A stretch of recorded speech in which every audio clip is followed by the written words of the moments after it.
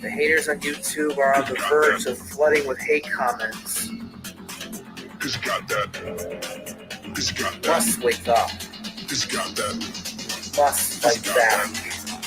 The libs own the libs.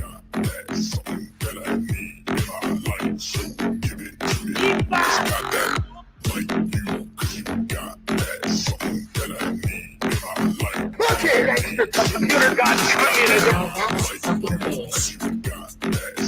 Look, no alphabet, not even numerals. Right! Just fails to be fucking quiet about fucking what? Jen, you're next. I'm not saying it's exactly the pattern of agreement, but this is exactly the pattern. It depends on the child, doesn't it? Most well-known and credential to scientists of this YouTube community. Yeah. You moron. All I wanted to do was listen to fucking stream and have a good time, have a good game. Just got that. That damn Kiwi Farms. Gas is Got that.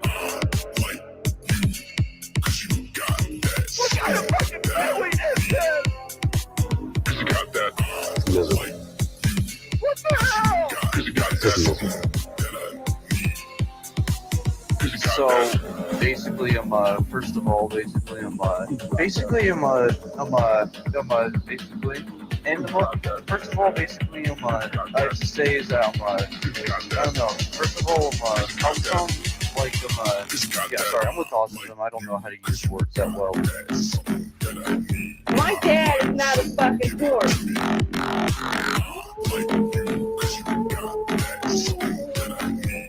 Dude, just talk to my fucking scientist.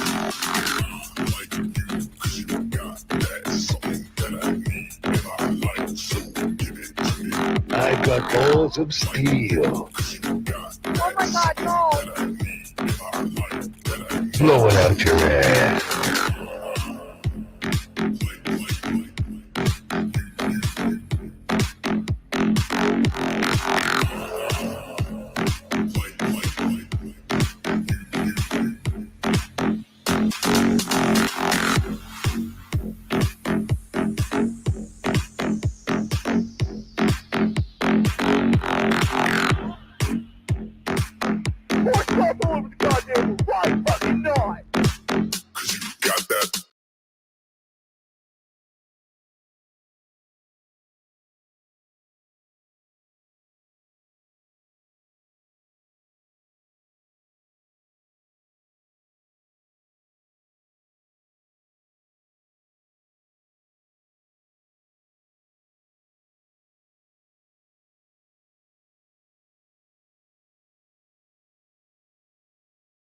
And hello, Best Chat. Welcome back, Best Chat.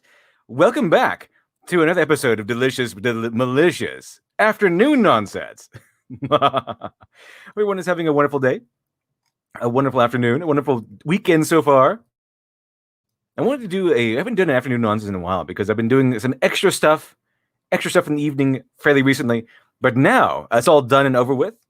It's going to be good. It's going to be good, chat. It's doing a afternoon nonsense is to celebrate the fact that I can do them again. Basically, that's kind of why I want to do one today. It's pretty good. Finally, my extra work in the evening I took on to help pay for Dr. Alpha is finished, and now it can continue with little extra things like this. Should be fun, chat. Should be fun. Hello, the one super Titania. Good midnight, perfect time for some nonsense. Absolutely. I think any time is perfect for some nonsense, chat. It's perfect for some nonsense. It's the Illinois Noble Commando. LD, watch School Days. Isn't it the crazy one? The one where they kill each other? It's the best slice of life show ever made with the best ending of all time. And I'm pretty sure, I think we covered it before on like a Weeb Day or something. And it's that crazy one, isn't it? Hello, Truth Blade. Welcome, Truth Blade. What is the occasion? Well, that's it. That's the occasion. If I can finally do these again. That's pretty much it. Hello, Mr. X. Welcome, Mr. X. Is this going to be correlated episode? Maybe. Who knows, chat? Who knows? Anything can happen on afternoon nonsense. Let's see. Hello, Andrew Clark. How long will the stream be? I have no idea. It could be shorter. It could be longer. Who knows? But the usual aim is around 2.5 hours. Maybe we'll see if we could hit that. Hello, the Johan. Bonjour, all. Hello to you, the Johan. Welcome, welcome. Hello, Criminal Imagination. E3 so far so drab, expecting nothing and somehow getting less. That sounds like E3 in a nutshell, yeah. Hello, the board enthusiast. I know you're here. Welcome, welcome, welcome. Let's see. Hello, John Reddick. Welcome, John Reddick. Good morning, good evening, all. I hope everyone is having a pleasant day. Yeah, so far. Hello, Jake the Duelist. Welcome, Jake the Duelist. Hey, not sure if I can stay too long. Crow's doing his CSCP something. Game in about an hour after you start. Oh, nice. Well, good for you, Dr. Crow. Hello, Andrew Sabina. Welcome, Andrew Sabina. Hello to you. Welcome, welcome, welcome. Let's see. Who's here? Hello, Cian Arkale. Stealing the Medica intro. Yeah, always. It's tradition by now on Afternoon Nonsense. Got to steal the Medica intro. Good stuff. Let's see here. Barry Ben. Hello, Barry Ben. Welcome, Barry Ben. Hey, LD. Hello to you, Barry Ben. Welcome, welcome. Hello, Jonathan Lopez. Good jam. Yeah, I agree. Hello, Poxers McPoxers. It's morning nonsense on my part. I guess the afternoon nonsense now is morning nonsense for you. Fantastic. Hello, Avery. Welcome, Avery. Hello. Hello, Kyle Rocket. Welcome, Kyle Rocket. Let's see. Hello, Josh K. Welcome, Josh K. Cheers, LD. I see Kyle Rocket says, more of this, I'm getting headache. Oh, you certainly will. You certainly will. You will be. You will be very afraid. Hello, Seth Fury. Welcome, Seth Fury. Hello. And hello, everyone in Best Chat. Welcome back. For another episode. Finally, we can restart afternoon nonsense. Hello, Alex Halo. Hi, everyone. Hello to you, Alex Halo. Welcome. Hello, Siri Shama. Good evening, everyone. Hello to you. All right, everyone. Well. Let's see. There's some wonderful guests in the back room. Let's see who they are. First one. This is where the fun can begin, finally. Finally, the fun can begin, chat. This is where the fun begins. Hello, Shiny. What the fuck's happening? Why are we here? It's a suffer. I thought we were over and done with this morning. No, not yet. We're here to suffer, Shiny. You gotta suffer some more. You gotta suffer some more for the chat. This is our. I just can't imagine, like, every time morning nonsense happens, a big hole appears between my feet, and I just fall through and appear in hell for like 2.5 hours. That is essentially how it goes. Yeah, more or less. Let's see. Who else is here? Who else is here? Aha! What the heck is wrong with you? It wouldn't hurt for you to show me some respect once in a while. But I always show you respect. More! Respect me more! And hello, Zofrats. Welcome. Hello. And one more guest. Let's see. Anyway, I started blasting. Bam! Welcome, longtime viewer and first-time guest, the board enthusiast. Hello, Literature Devil. How are you? Pretty good. I hope you're all doing. Shiny. I hope you're all doing well as we dive in today. Why are the girls invading? The girls are taking over. There's nothing you can do to stop us. This is girls' night out. Exactly. The women are taking over. I'm here to complain because Devil just forced me to watch Korra for hours. I mean, a couple hours. That is complaint worthy. We got some good stuff out of it. I complain whenever Devil made me watch fucking Lower Decks. God damn, that was painful. At least you got to record it and post it on your channel. I have nothing besides complaining, of course. Nothing at all. Well, you have Devil. That's true. Let's see. So we put you through hell, huh? Yeah, pretty much. We did agree that Tenzin is a player, and he has 4 kids with 4 different women. Yeah, it's kind of headcanon now. It's not in the story, but it's our headcanon. It's only kind of in the story because they had him have his wife, and then it turns out that he had another girlfriend. The best character of the show. He was involved with like Top's daughter and stuff like that. So yeah, it kind of almost makes sense. Like maybe that wasn't the only one. Maybe he's like an actual player. I mean, he is like one of the very few airbenders in the world. He has some duties to perform. Like he's got a whole race to repopulate. Yeah, I kind of want the I want the sequel to Avatar: Last Airbender to either actually follow some of the plot lines that we didn't finish in the show, or to either follow Tenzin. I don't want Korra. Korra can fuck off. That's so mean. They story about another bender. Oh, sorry, not the bender. The fucking Avatar. But she's so strong and independent, Shiny. So strong and independent. You have to follow Korra. she can deal with that and fuck off somewhere else. That's She's the what I think. Avatar Shiny. She's the Avatar. You got to deal with it. You gotta deal with it, Shiny.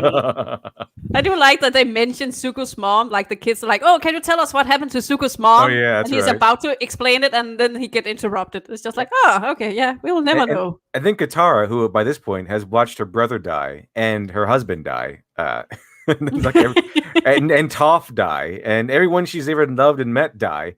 Isn't The Toph entire still canon alive in- died. I have no idea. Like everyone's just dead. I could have sworn Toph was in the forest. Was she Well, in the we haven't forest? seen her yet. We haven't seen her in season 1. I assume if they're not in there, I just assume they're dead. Like everyone's just dead. We And only got you to get to see episode them only 8 through or flashbacks. something. And can we say that adult Aang looks so fucking awesome? Like he's badass. We haven't I want seen more him of yet. that. Well, I can say though that maybe Sokka didn't die. Maybe he just kind of defused and then turned to Bolin and Mako. Yeah, Yeah, what and did Aang happen is the to bad Sokka? guy. Like Bolin and Mako together are just Sokka. Like, Oh. Bolin is just his goofy side, and then Mako is like his Chad side, and And then it's completely flanderized as well. So it's like they're taking those parts of the characters and making it extreme. Like how Korra's kind of like the just Katara. extremed version of Katara, yeah. Where it's like, oh, she's the strong woman, but turn up to like 1,000. I did get this though. This is what I thought what the proper rendition of Asami Sato would be. Because that's what she came off to me as. Like she's a rich girl, she's like spoiled heiress to this awesome company. The one that invented the automobile. The Satomobile, excuse Yeah, you. the Sotomobile. And then this happens. And this happens. Like it seems like then she runs over like Mako, and then she's like, okay, well it's time to time to get in a relationship with this guy. And then you find out that was part of her dad's plan the entire time somehow. Yeah, I wasn't sure about that, but I don't know if the dad had planned for this or just it was a happy coincidence. Like, I'm going to have a plan just in case my daughter ever runs Hell over of a a guy in the middle of the coincidence. street.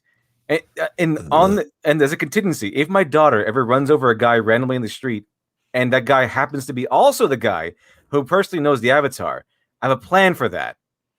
It's essentially what happens in the show. See, not even Palpatine could have plans within plans that good. Like, not even Palpatine. Maybe Xanatos from Gargoyles, but not Palpatine. And then, obviously, like, Asami has to be like some sort of like Patrick Bateman character. It's like, oh, okay, well, that's kind of interesting. And so I just attached her to like this American Psycho quote. It was like, had all the characteristics of a human being: flesh, blood, skin, hair.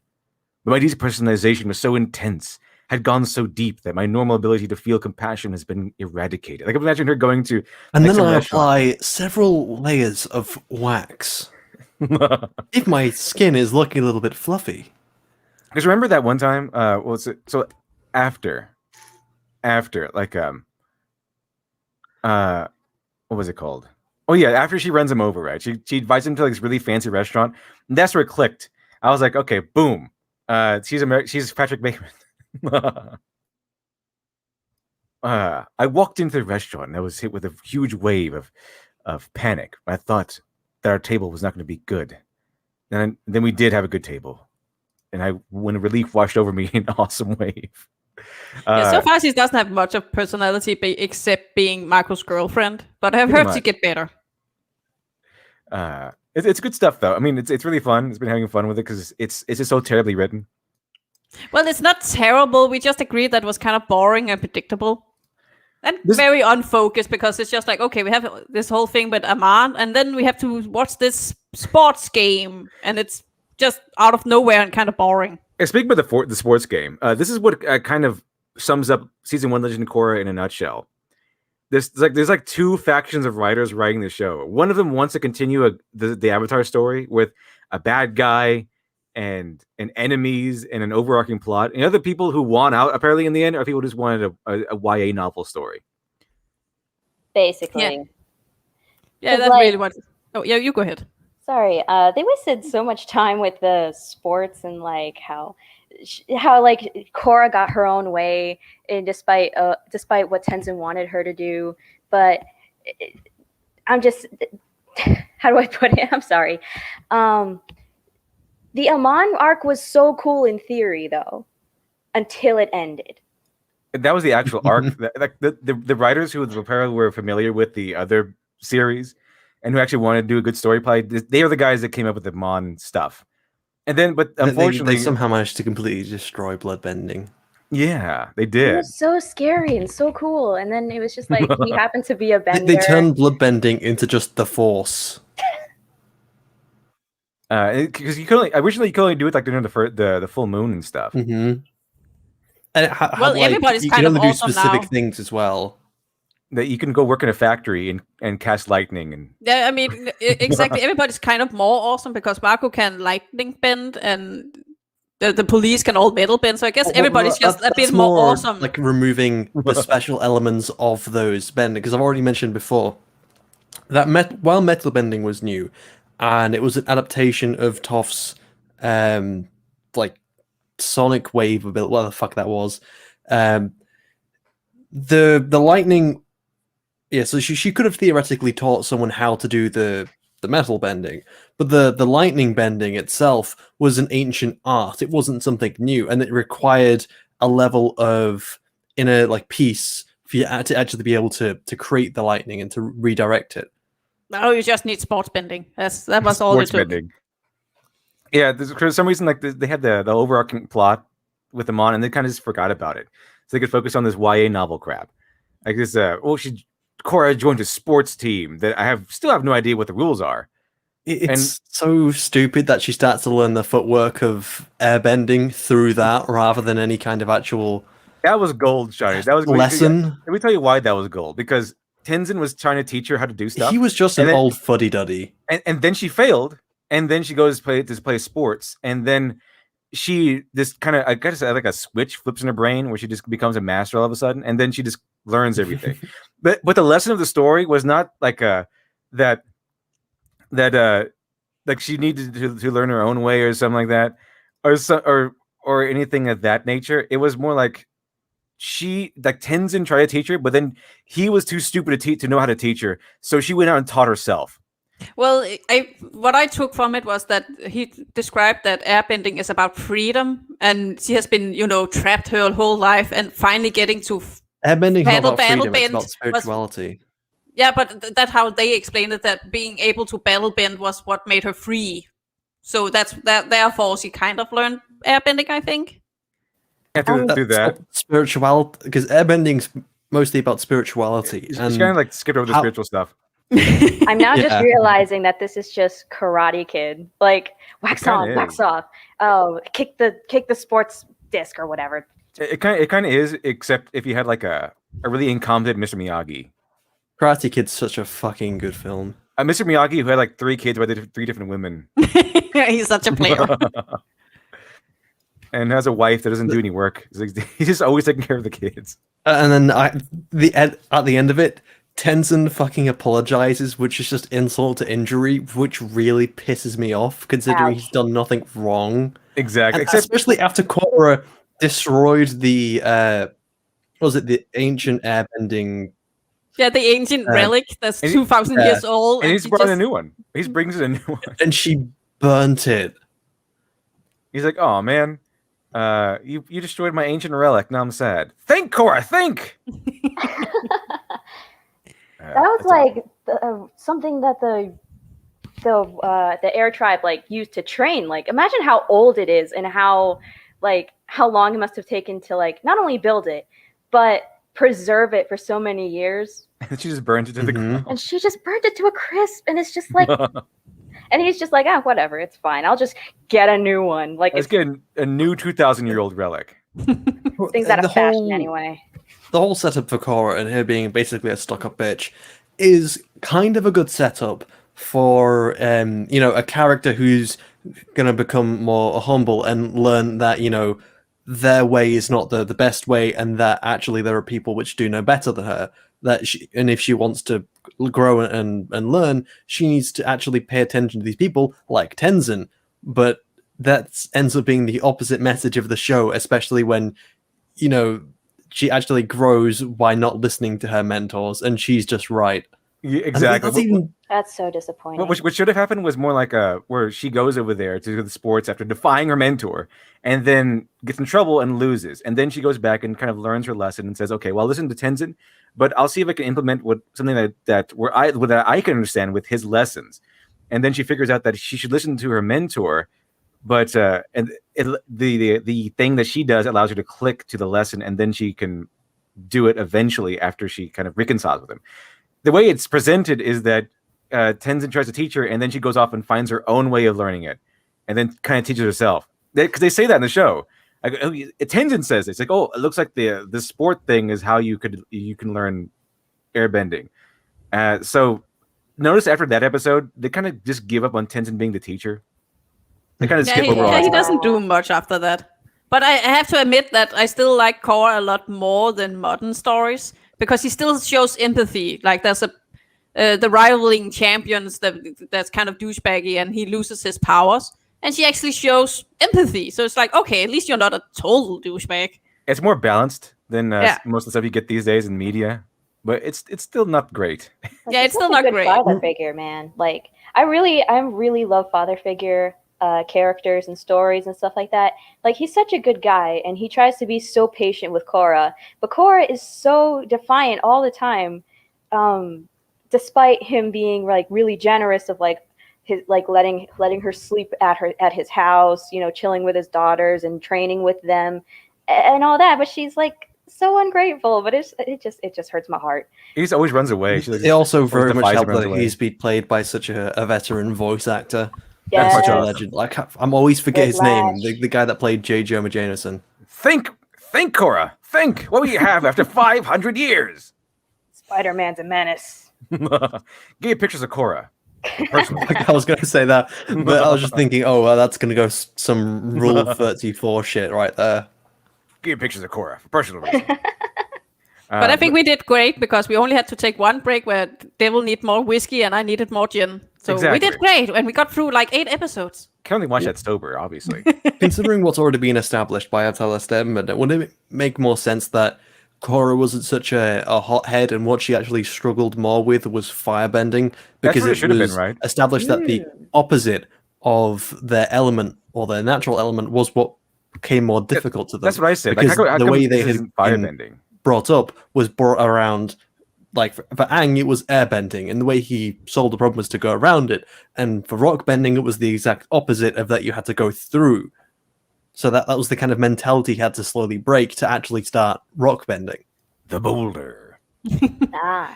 Or also, like maybe one of them was too out of control because she couldn't control her emotions. Maybe I don't know.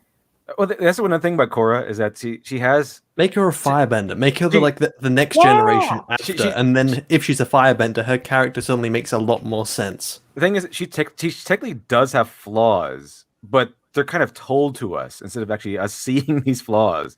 All the flaws are treated as like... as flaws. Yeah. Like the first one they say is like she's out of control. Like she doesn't have good control over powers, which she obviously does. And one argument that has been presented to me is that obviously she's she knows all the powers as a kid, but she doesn't control them very well. Have you seen that scene when she's a kid? She controls them pretty well. She like does the Avatar. You got to deal with it. You got to deal with instantly. At what age she has? She's like all of the bending powers. Not only does she have all the bending powers, she can control them to such a degree that she kind of sends out fire and water and has the water swirl around and put out the fire before it gets out of control. I still hate the era that they make, like the Roaring 20s all of a sudden, when before you were in this ancient Asiatic-like world only, 80 years ago? Yeah, I still don't mind that much. I do, because it... I saw an interview with the head writers, Bryke and the other guy, DiMartino, and they just decided to put it in the 20s just because they thought it was cool. Just because. Not because it makes sense, just because it was cool. Exactly. The 20s are cool. It is a cool setting, but they didn't really play into it that well. Exactly, and every invention which has been created in the world was as a result of the bending powers of the world, like the trains, for instance, in Ba Sing Se, were based around the rock bending of the people there, and the same with the hot air balloons. they were based around, like, even the tanks is a better example because the hot air balloons were fixed upon with Sokka, but the tanks were were engineered, or all the steam building stuff was engineered from the firebenders because fire was their main element. Exactly. It made sense due to the location and the tribe. But here it's just like, well, we got everything established. Everybody's everywhere. Everyone can just electricity bend now. Everyone can just metal bend, electricity bend, spirit, but whatever it is, that was awesome. All unique the in the last special series. stuff. Just bend with no moon. Now we could just hire people with lightning powers. They can just come work at a factory. Awesome. That's what I want. That's exciting. Azula wanted this. Exactly. It's like the awesome power that Azula had, that Zuko had to like almost kill himself to learn. Or he didn't even learn it. He learned how to redirect it. He didn't even learn how to do lightning at all. And his uncle Iroh had to like learn water bending techniques in order to learn how to redirect lightning and all this stuff. Like it was a major thing in the first series. Mm-hmm. Now it's just something that factory workers do. There's also a level of spirituality as well that was. For some reason, I still don't mind that much because I think it's a natural way of progressing the story. I do understand that it is annoying because it's so few years after this. Yeah. But what else would you do? Because what I was trying to say is because what else would you do with the story? Because it's just more of the same. So I do understand that they wanted to do something different. Instead of just different stories in the same world. Like can you though? Just like for example, Star Wars. There are so many stories which have been told throughout the world, and we're not even going to go to the sequels, by the way. Just so many stories made in the exact same world by different people or even the same people, but the world was the same. You didn't need to change the world in order to tell a different story. Well, there's not an involved version of the Force, but we know there's an evolved version of the bendings. I think maybe if it was granted to like a few, like there are a few metal benders who learned under Toph, or like a few lightning people who can bend lightning. Yeah, I think that would be a good compromise. Yeah, that would be the progression of it. It's just to make it to everyone suddenly removes its special ability, and it still doesn't make sense why lightning bending would suddenly become so prevalent when it's not a new invention. True, that makes a lot of sense. Let's see. Well, I still think it's the whole thing that it's easier to get to the masters at this point because they all connected in this one big city. Yeah, that's been really cool. They played into that where she doesn't know any powers, and then you have all the masters would be right there for her to learn from. That'd be kind of cool. But she already learned everything since she was a kid. She learned everything when she was 4. Like 4 or 5 or something. It's like, okay, well that's kind of why it'd be really interesting if she lost all of her powers due to the bending being taken away or something. And then we have a new series where we have an Avatar who has to do the Avatar stuff with no powers whatsoever. You also know that the big statue of Aang would be something which Aang would be completely against. I kind of wanted like Amon to be like a Aang somehow, like a dark apprentice of Aang, like this because that. Yeah, we talked about that. Oh god, no! You reminded me. It's the fucking anti-Avatar, whatever it was, the dark Avatar. Oh what do they call it? Oh, they actually have a dark Avatar. Yeah, that's a thing. Is it the one with the dark carpet thing? Yeah. Oh, come on! They had no ideas left, did they? No. You know what I was hoping actually? I was hoping like she would have her bending taken away by I think it was Amon. It's been a while since I saw it, but I saw it. She got her powers taken away, and she would have to go through this whole journey of having to get her powers back, and actually learning from it instead of just turning around and Aang being like, "Well, here you go.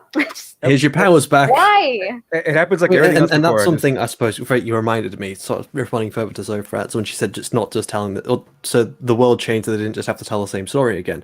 To avoid telling the same story, all you had to do is have an avatar which had already learned all their abilities, and therefore you're telling a new story, because Avatar is all kind of about Aang, learning all his abilities, all the bending powers before he finally reaches his confrontation with the Fire Lord. Right. You do anything different than that, especially if you're not going through the learning abilities, that is not telling the same story. And again, you can tell it within the same world with minimal differences to that world. You don't need to change it in a way that doesn't make sense. And Yeah, I that would believe Well, very it- much sure, different but my idea. point was just because we know there's an evolved state of all the bending techniques that I can understand if they wanted to explore that more. Well, but I there's agree two that elements it's to not this. as anything. Sorry, but I agree that it's stupid that the common man know it. But I understand that they wanted more people to know it because they'd explore that. It's something we don't know about. There's two elements to this. There's the Roaring Twenties element, which changes the time period completely, and then there is also the new bending powers, which have been made extremely prevalent. And I don't think the new bending powers changed the world in a significant way, other than that they remove the special aspect. Because, like, even if you made these more prevalent in the Avatar world itself, the time period would still be the same. I thought you were referring more to the Roaring Twenties part. Have you noticed? Well, I don't mind the Roaring Twenties, but it's maybe because I'm just like the writers, just like, yeah, this is cool, and I can see it happen in this world because we already had, tanks and the blimps, and it's not that far-fetched to make big cities because the Those were all earthbenders had that. adaptations of their bending powers, though. How does cars or skyscrapers or the radio, how are these progressions from bending powers? And keep in mind that all these inventions don't have any requirements for bending at all. Maybe it it's is to place more something of an which is emphasis- completely separate. Sorry. I'm thinking maybe it's more to place an emphasis on the non-benders, because if you notice in the first arc, Amon is trying to rally all of the non-benders, trying to make them think he's one of them, and that they should rise up against the benders and how they're all divided, which I think is really interesting because they've always been a part of the Avatar universe, but the weird thing is they weren't quite utilized that much, if that makes any sense. Like, I'm honest, Yeah, I definitely agree. think you could touch upon. I don't think it's required to give them all this technology like cars and radios and such to focus upon the non-benders, because there is plenty you can look at with the non-benders in the world of Avatar, where they, from their perspective, all of the problems of the world has quite literally been caused by benders. Mm. Well, So actually, one of the interesting you things can about explore Korra that, and I think is- there is plenty of setup to explore that, which they don't properly flesh out in the show at all. One of the things I did like about Korra, though, is that the bad guys are people who go out and try to convince people that they're oppressed and they should rise up against the oppressors. And they're actually the bad guys. Like, wow, that's pretty accurate. That's pretty accurate to today's circumstances. They fight for Well, equality. Yeah, for I'm not equality. oppressing you. You're oppressing You're yourselves. oppressing You're oppressing yourselves. I'm not, Have you got I'm not that clip? oppressing you. You're oppressing yourselves. Like, that's exactly what's going on. That's pretty good social commentary, I think. That's pretty good. We should keep that. We should have more It's- shows like that. It was But the there perfect is a setup good to be story like, hitting in there. What? I'm not oppressing anyone. You're oppressing yourself. Right on cue. Nice. Let's see. Alex Hale, thanks for 2. Appreciate that. Oh, God, no. Disney's making a Star Wars anime. Of course they are. Oh, They've already done that with the Of course they are. well, for a start, Resistance was supposed to be anime style, and then they did the Star Wars. Was it not Forces of Destiny? It was the other fucking one where they retold It's like the Galaxy Adventure, something like that. like the saga, but with I think it might have been Galaxy of Adventures. Is it retold it with a feminist like agenda? retell certain elements. So but now, they- like was it Princess Leia's like blessing open the hole and then throwing like Luke and Han down the hole and then yeah, and fighting back? everyone else is just useless. It wasn't a team effort. Yeah, it was Maybe just Tartakovsky already did a good job on that. yeah, he was awesome. He made the one and only Clone Wars series. It was great. It's very overrated. The one and only Clone Wars series that I acknowledge. That was it was done by Genny Tartakovsky. It was fantastic. I love that guy, man. He's fantastic. Like all of his stuff. He did a really good job with Samurai Jack, which I highly recommend to everybody who hasn't seen Samurai Jack. Watch Samurai Jack. It's really good show. Really good influences. I talk about Lone Wolf Cub. He was obviously influenced by Lone Wolf Cub in there because Inugami and Daigoro make an appearance in one of the episodes. I really There's want also- to watch Samurai Jack again. It's been a while, but I Yeah. can't find it anywhere. I have the whole series. I know what we are doing. Don't mind if I join you? Do you mind if I join you? That could be fun. Yeah, it's possible. That'd be cool. Shiny, have you seen Samurai Jack? No. Oh, you should. I haven't either. It's so good. But I really respect Gendy. I think it's Gendy Tartakovsky's masterpiece. It's really good because he was also. I'm pretty sure he was also heavily influenced by Frank Miller's Ronin, because the premise is almost exactly the same. Like an ancient samurai fights a demon and gets thrown into the future. Except Frank Miller's Ronin is a lot less family friendly than Samurai Jack is. Everyone just calls him racist slurs the entire time. It's like, okay. And like, where's the samurai stuff take place? I'm like, oh, cool, this is Samurai Jack then. Like, no, not really. It's just a bunch of stuff happening. But yeah, I highly recommend everyone watch Samurai Jack. We could definitely have a day where we watch Samurai Jack. That'd be good. That'd be awesome, man. Because it's really, really nice. It's a really nice series. And it won awards for its style and its artistry. It's really like the 4 Seasons of Death, which took place during the latter season of Samurai Jack. That one actually won an award for its artistry. It was actually pretty surprised. Cool. Well, just a fair warning: if you watch anything with Devil and me, we just make bad jokes the entire time because it's fun. It is fun. That's why we survived the Legend of Korra, because we were just making fun and making sense in that player. And then there's another good episode of Samurai Jack called X9, which kind of leads me to was that an influence for My Life with Teenage Robot, because she's XJ9. But there's was that which one came first? I had to ask myself that, because I think My Life with Teenage Robot was at least had some part of Gendy Tartakovsky in there. I think maybe he's a producer or something. I forgot what it was. I think he had something to do with it. But X9 was also pretty good because it was a perspective of one of the bad guys, and he wasn't a bad guy. He was one of the Aku's first minions, and then all of his brethren got wiped out. But he managed to survive because he had an emotions chip or something, and he was really good at what he did. And then he got replaced by those big gigantic robot beetle things. And I then have so much to catch up on, man. It's really good. Samurai Jack is really good. And then that battle was really cool because he doesn't kill Samurai. He doesn't want to go out and kill Samurai Jack, just to kill Samurai Jack. Mm-hmm. Aku kind of blackmails him by kidnapping the pet dog that he adopts and saying, "Okay, we'll kill your dog if you don't kill Samurai Jack." It's pretty good. It's pretty John good. Wick, basically. Pretty much, except he loses, obviously, because he's against Samurai Jack. Yeah, he's against Samurai Jack. His last words are "Lulu, save Lulu."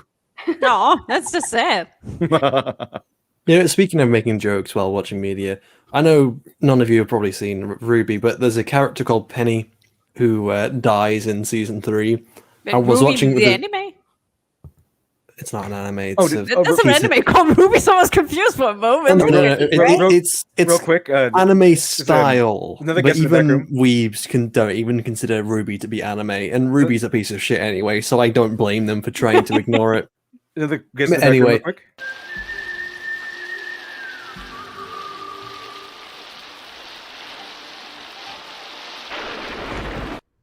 And welcome, Glib.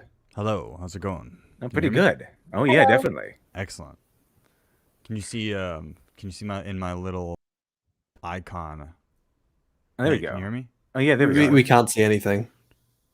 It's partly because you're covered. Let me move you up real quick. Read the super chat. Let me move you up real quick.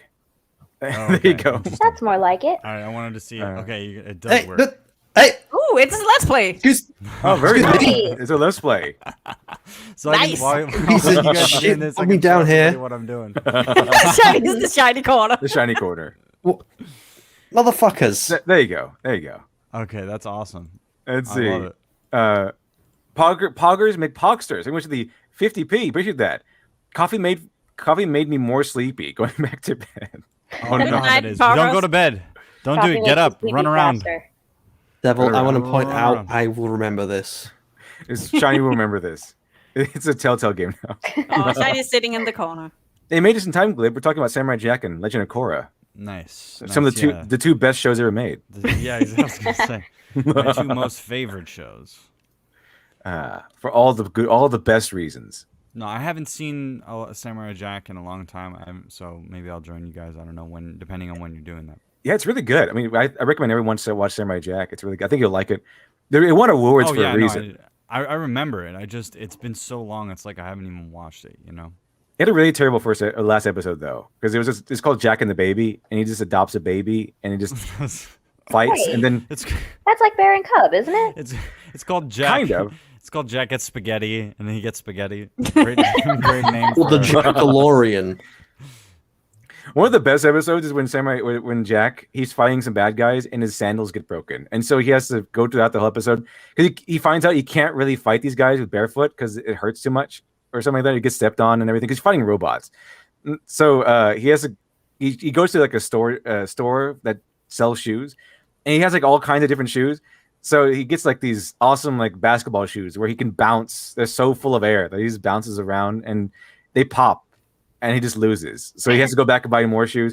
And then he gets like these cool shoes that they're cool to him because they have swords on them, but they're really just high heels. And He got the Air Force Ones, and then he got high heels. Nice. Pretty much. He's like, oh, cool, these are awesome. They have like a spike on them. I could just cut things with these. They're awesome. So he bought them, and then everyone started laughing at him because they're high heels, and the spike was the heel. So he just, oh my gosh. They didn't even beat him. He just got so embarrassed that he just ran away. Oh, poor Jack. He needs the shoes from Princess Mononoke, the guy that has just the long one thing in the middle. Tall shoes, yeah. He needs those for some reason. I don't know how that guy is bouncing the shoes really well. I guess it takes skill or something. Also, I'm just watching Clip play. What are you playing? This is Days Gone. James Moore bought it for me a while ago, and I got him some games, so I was just like, all right, I got to finish it. But it's really boring. Like, it's not... It's boring like Korra. Well, at least it doesn't have anything that... It's like its own IP, so it's frustrating because you want it to be successful based on the fact that it's unique and new or something like that, but it's not good. It's too derivative. So it has that thing where they're not going to have a sequel. They're not going to do anything with it, even though... If they did make a sequel, it'd probably be all right. But it's how many times have people played a game where you have an open world or something, and how many times have you played a game where there's zombies running around? It's like you can come up with something interesting, but they didn't do that. Instead, they just made what feels like Death Stranding with zombies or something. You know, so I'm just trying to finish it off because I don't know. It feels like I got to get the full value out of it if somebody bought it for me. You know. Yeah, I get that. I usually do that too. Somebody bought me, what's it called, Hades, and I really want to finish it because, yeah, he bought it for me. But I'm having so much trouble with the final boss, and I just want to quit. By the way, since you mentioned Hades, I highly recommend Hades. Hades is a fun game. It's really fun. Incredibly fun game. I 100% don't simp for Hades, okay? I'm trying to 100%. 100%. I'm trying to play less video games because it's such like a time sink, and that comes down to like play what you really want to play. But what happens if you want to play a game and you have nothing to play? That's kind of like the weird dichotomy that I feel like I'm having because I'm not excited for anything until Dying Light 2 comes out, and also Elden Ring looks interesting. Oh yeah, Elden Ring. Everyone's talking about that one. I think it's the one with what's his name? George R. R. Martin. He had some involvement in that. I thought it would never come out for obvious reasons, but it actually did come out. Or it is coming out apparently. See, Director Doodle says, "Did you hear that Doki Doki Literature Club got a sequel?" Yeah, I think Yokai mentioned that. What? I was like, "Yes, fantastic." I think either it got a sequel or remake. Something else is coming out either way about Doki Literature Club. When did that happen? I think recently. Whoa. Which I will definitely play. Obviously. Yes. It was good. Return of Gary Stu. Exactly, the return of Gary Stu. I was just thinking very quickly. There are so many shows that I can think of off the top of my head, which they do pretty well, but then they completely drop the ball when it comes to like when they actually finish the show. Like even like Avatar drops the ball pretty heavily when it comes to the finale. Yeah, the ending could have been fucking better. Inventing fucking turtle. The ending could have been way better, I think. Or even Enterprise, where Enterprise starts to get like much better in season 3 and 4, and then just completely drops the ball with like the ending. When they went to Last Airbender, it became more of Zuko's final challenge because Aang has all these powers and he's just fighting the Fire Lord, as opposed to where Azula versus Zuko was a much bigger fight because that had more impact, I think, more emotional weight to it. Like it's been building up the entire series, and now he can finally see if he can overtake his prodigy sister. Yeah, it's part of the serialized story. I don't think it ruins the show completely because it's still great. When talking about like serialized stuff, yeah, it does ruin the overall arc of the show where you're leading to this big confrontation. However, it doesn't invalidate so many of the smaller arcs, like specifically within the characters that you see throughout the show. Like the arcs of the first season are still there, as you've got learning water bending and how the characters progress, and then how the characters progress through season. Not seasons, books. Yeah, books. Like the 2 and 3, as he learns water bending, rock bending, and fire bending. But then it's just when it goes to the last episode.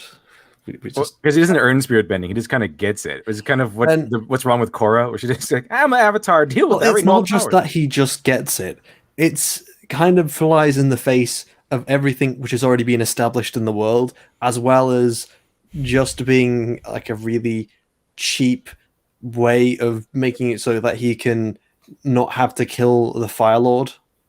But he wanted to, it'd be kind of cool if Aang did like a Mortal Kombat style fatality on. I still think it would have been fine if he break and you could keep Aang's strong moral conviction by having the Fire Lord be responsible for his own death. Say Aang defeats him, they're on this big rock in the sky, and then Aang says, "No, I'm not going to do it. I'm not going to kill you. I can't do it." And then the Fire Lord essentially says, "You're a fucking idiot," and then he charges at Aang, and Aang, I don't know, moves out the way, or I think moving out the way works, and then he falls to his own death. And at that point, you don't have to invent the fucking energy bending. You still end up with it keeps Aang's morality fine and squeaky clean, and you also get to kill off the threat. Which is actually what I like. And don't bring back the fucking Avatar state by Aang getting a rock in his spine. But wait a second. That was my least favorite part of the whole thing. Was just how they did that. I was like, wow, that's so cheap. And the lion turtle thing. It removes. They should have taken the time to make a whole other season that was like mastery airbending or mastering all those different things. And I feel getting his Avatar state back. But that was supposed to be that season, but they just never got it. They ran out of time or something. They needed another season entirely, and I know people disagree, but I'm like, well, 4 different elements in 3 seasons? How does that make sense? Yeah, exactly. It was supposed to be a book air, but they never got the permission to do that, so they cramp it in with the turtle lion. Avatar Last Airbender was always a show which was ordered 1 season at a time. So they ordered the first season, did well, second season, and so it was constantly on the edge of might not being able to finish production. And that's kind of like the exact opposite of what happened with Legend of Korra, where they ordered all 4 books before it even Wait, they did? I heard they only ordered the first one, and then that's why the first one is actually kind of they ordered all 4 books. Well, this is only to my knowledge anyway. All 4 books time before the show aired. It was already paid for and everything, which is probably why when it was doing so abysmally poorly that people it was still on air essentially. I heard they ordered the first book and then the 3 other books. Which why the first season ending of this first season is so weird.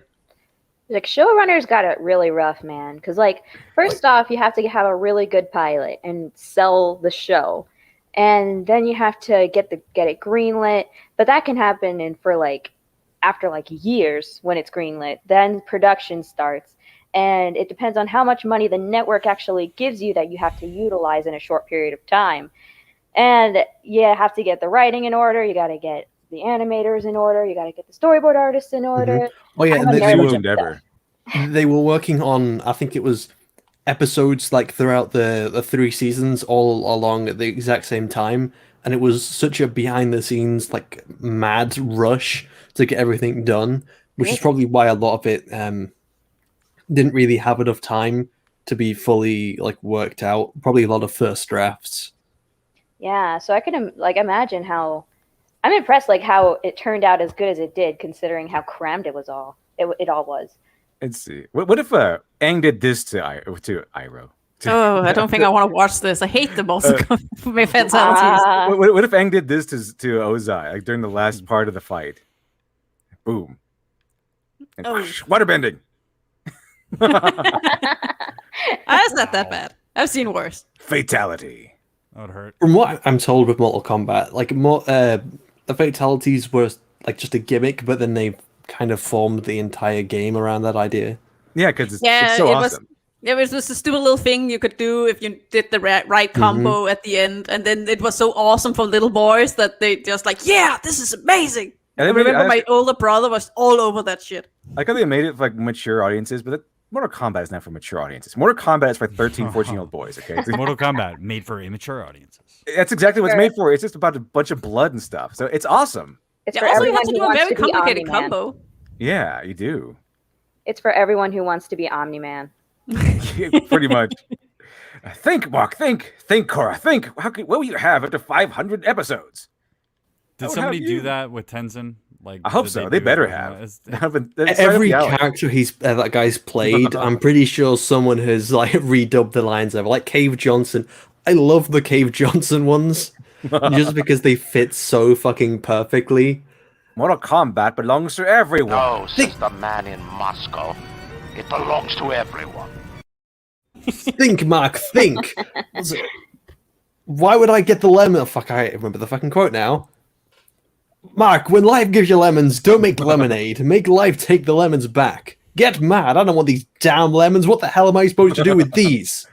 Fire the people. Demand to see life's manager. Make life rue the day I thought I could give Cave Johnson lemons.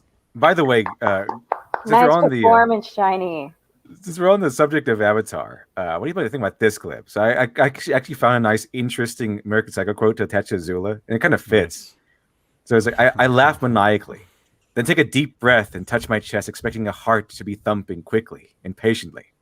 But there's nothing there, not even a beat. Like, wow, that's kind of fitting. Yeah, that's fit very well. Old ass bitch. Also, didn't you have an Azula comic we had to do that? Yeah, eventually. Still waiting for the script. Yeah, I always want to do one of those. I haven't, obviously. Azula sounds cool. Yeah. Like a character similar to Azula? No, it acts like a fan comic. Oh, okay. What, is it something you're making? Possibly, yes, maybe. We'll see how it goes. The whole reason that he made me watch the first Avatar was for that. Yeah, exactly. Okay, we got. That's why I also like what's her name? Yumiko Jabami. Yumiko Jabami from Kagaguri reminds me a lot of Azula, but like a less evil one. Not evil one, but a less evil one.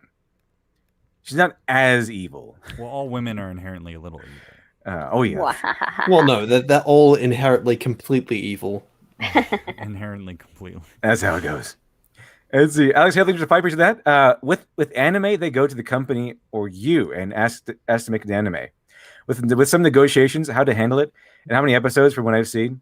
See, that kind of reminds me of the idea where Dr. Alpha gets like a Netflix deal. They're like, okay, we gotta, they have. Well, obviously, he's a redhead, so he's gonna become black in the Netflix version.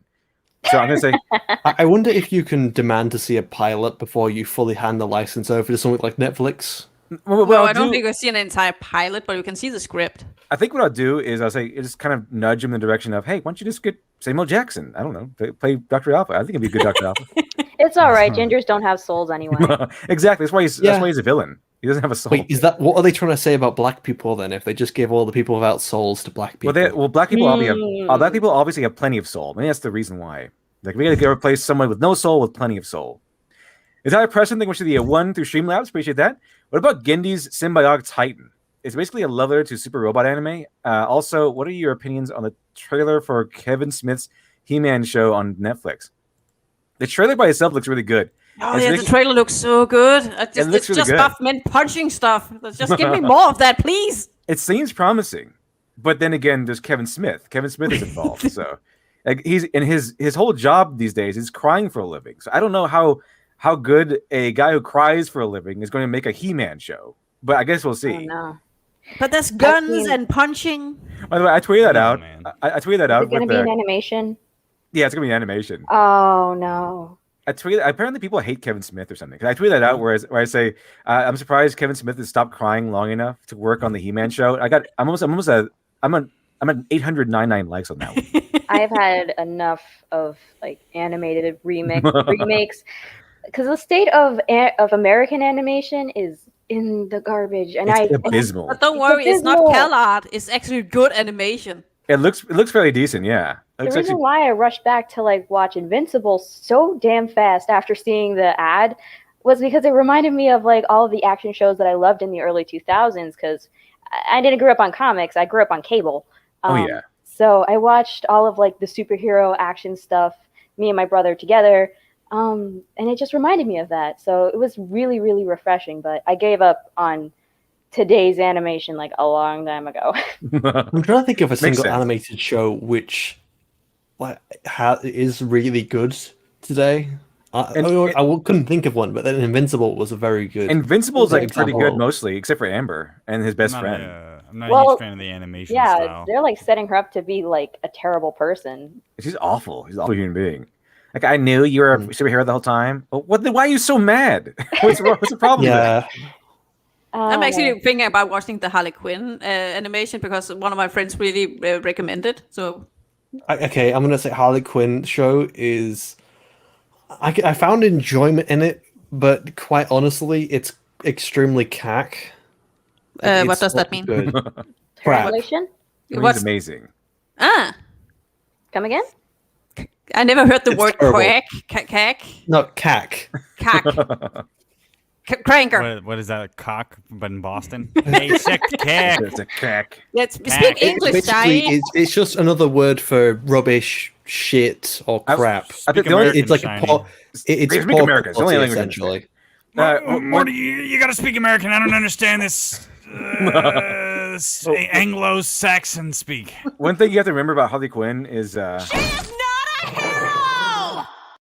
exactly. Thank I you. really hate how they keep portraying her in the Harley Quinn show. It's like she's a bad guy, but she's a good person. It's like no, she's She's a fucking bad isn't. guy, but is she a good person or not? Tell me what you cherish most. Give me the pleasure of taking it away. The entire industry in a nutshell. But it's so She's just fucking misunderstood, you guys. She's it's so.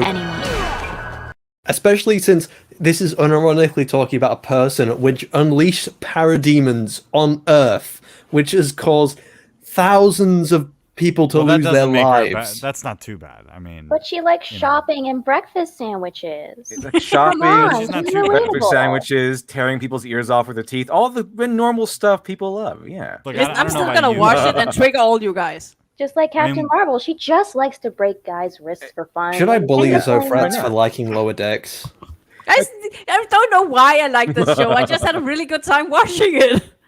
Probably because only it's just I like laugh at the other stupid things. jokes. I don't know why. Don't judge me, please.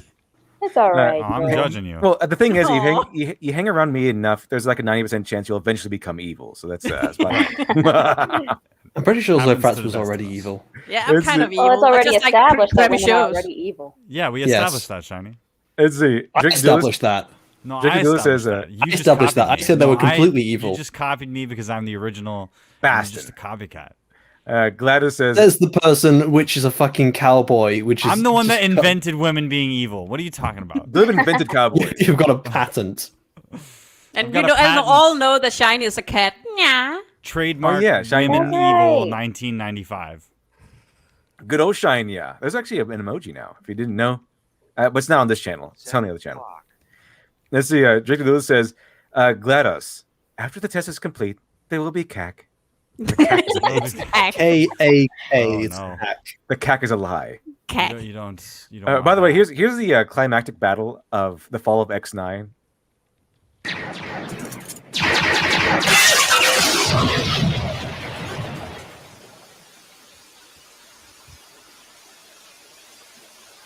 Is this Gindy? Gary Tartakovsky. Why is the robot sweating? Because he's nervous.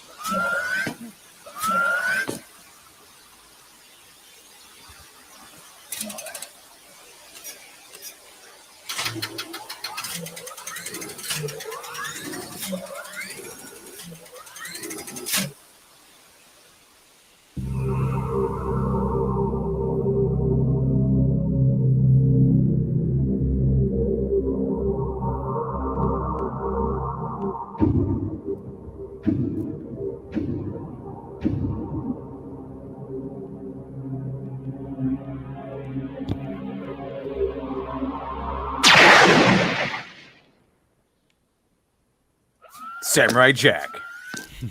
Hilarious anime, Samurai Jack.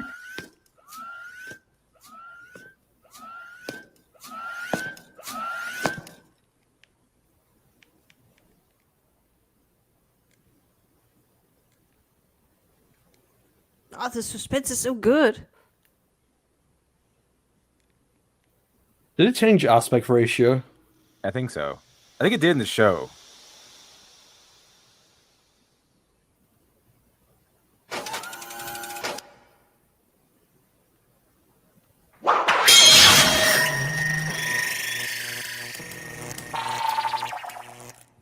Beautiful.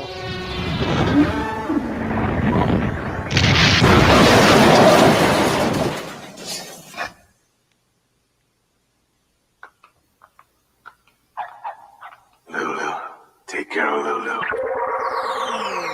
Aww.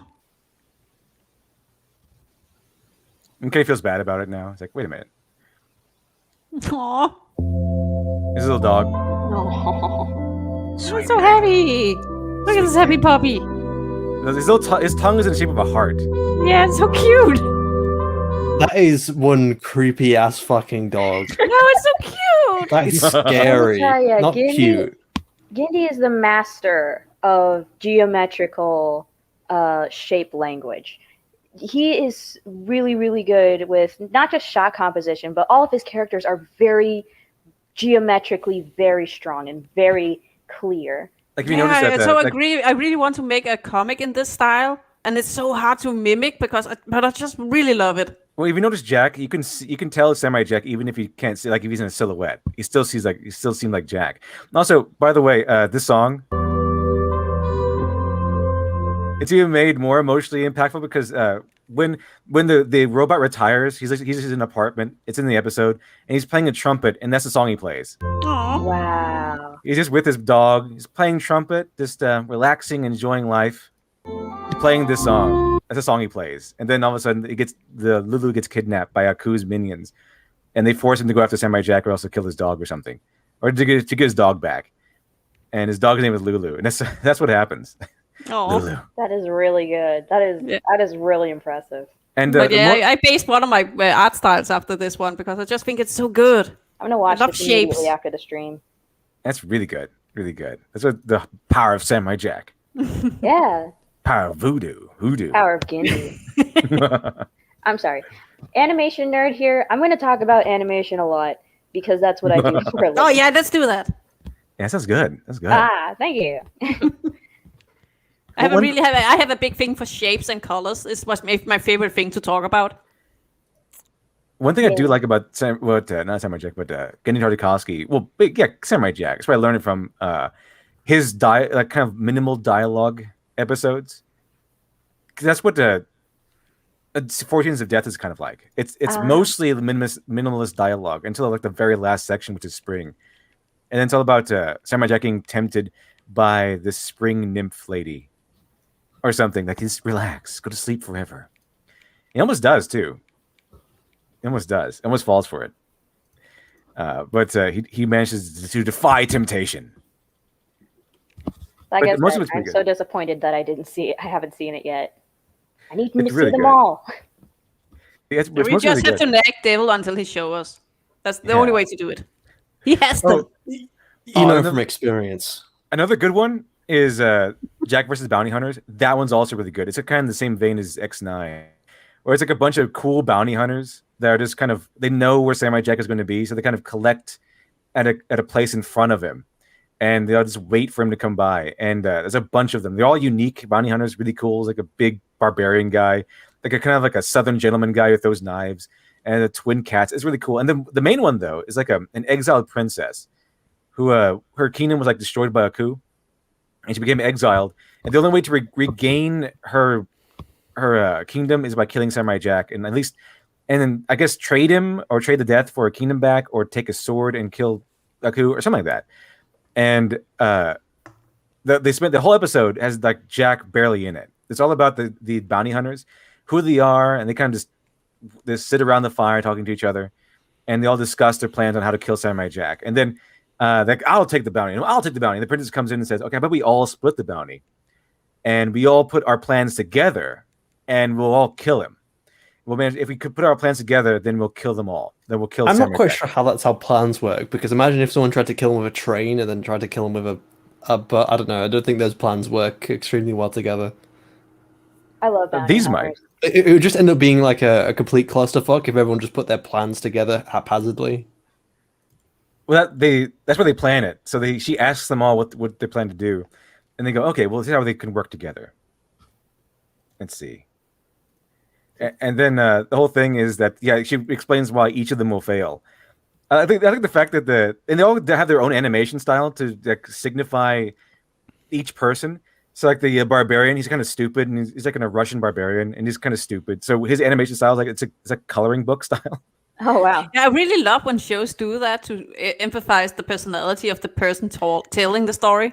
Yeah, and they do that really good in this particular episode. Yeah, Aang also has an episode where I don't even remember why they're going through this desert, but there's two clans and they have to tell the story about how they lost the orb. And it's two different animation styles, and it's so cool. Yeah, the animation style changes. That's also really awesome, yeah. And then Aang tells, "Oh, I remember what happened," and it's this childish art style, and I just love it because it tells so much about the character. It was just popular. It was so cute. I love it. Wasn't one of the characters Odo? Yes, it was. It was Aubergenois, or what his name is, and with Samurai Jack, he died like a while ago, didn't he? Yeah, it was pretty sad. It wasn't that long ago, but it was a little while back. Every time I hear his voice in any kind of animation, I can't separate him from Odo. It just sounds like Odo to me now. It's just Odo's voice. He's in like a few things. I'm trying to remember what else he's in. He's in a lot. He just pops up out of nowhere every once in a while. But what's also pretty interesting is that with the Southern Gentleman Bounty Hunter talks about his plan, it goes into like this old-fashioned like silent movie kind of thing. That's cool. It's kind of like this running a silent movie, and you can hear the clicking of the projector and everything. It's pretty interesting. It's pretty interesting. You know what would be a really cool activity? And I do this every now and again. What would that be? Going through a show and screenshotting all of the keyframes, because when you do that and you lay them all out in a line, it's literally like a comic. Yeah, that's how I make a comic, actually. You get keyframe. In fact, there's a CG artist. What's his name? Narwhal. Narwhal did that with his comic book. It's called Foreign Agent. Yeah, each panel, it's kind of like loose, very loose, almost kind of like very minimal in terms of its animation, but it's not you're not supposed to take each panel directly. It's supposed to kind of flow together. So when you put them all together, it makes almost like an animation style, like an animation that you read. It's really interesting. Oh, that sounds cool. I think it's called Foreign. Maybe I can find it on Indiegogo. Maybe I can check it out. And I can show you real quick. I think it's called Foreign Agent. I think one of them is anyway. It is interesting to mix the styles because I'm trying to make comics at the moment, and it's you have to leave a lot up to the reader. But making it in animation style, I could imagine that's entirely different. Just to show the keyframes. Yeah. That's what they suggest in comic books when you do an action scene, is to get keyframes and put them in there. And it'll do remember that really well with the action. The actor, was it Rene Arf? I can't even say his name. Yes. I forgot he was the Mechanist as well. Yes, he was in Avatar. Airbender. He played two voices. I think I mentioned that too. It's like, hey, there's Odo. There's Odo. It's awesome. Let's see. So, but he's also played Odo twice in Family Guy, like the character of Odo. That's probably true because I think he's got like a couple of those cutaway gags. I think you have also Michael Dorn there too, where they all make fun of Worf's head ridges. He's like, "Suck my head ridges," something like that. But here's Foreign Agent. 190 pages. You're behind this guy. You need more pages. Because it's very loose. It's very loose style. See, this is what it looks like in the comic book. It's very loose. It's not like it's not like this. What you get with the Ethan Skyver or something like that. It's very loose, but they go together. It's meant to flow together. So it's not just one frame at a time. It's more like this. A page of panels is like one scene or something like that. So, Full says the Scotsman was the best. Yes, we'll get to him in a second here. But check out this. Here's a foreign agent. In fact, he made this animation out of what he did.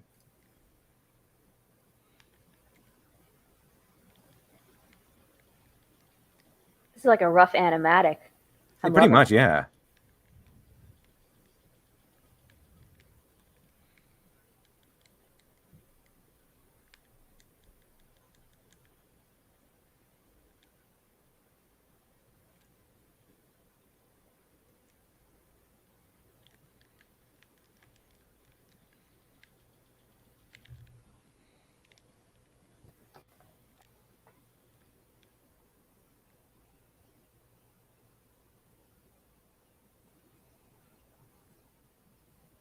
This is kind of cool to see. It flows together beautifully. Yeah.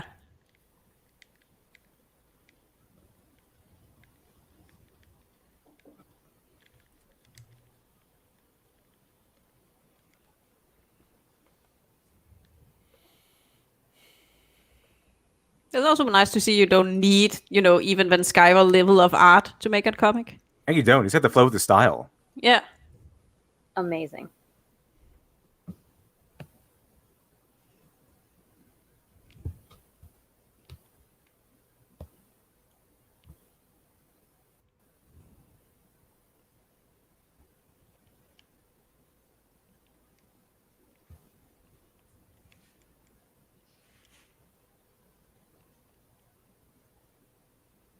I mean, some sound would be nice, I think.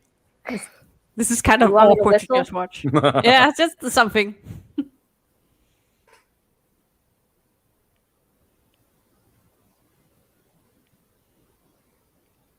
That was really good.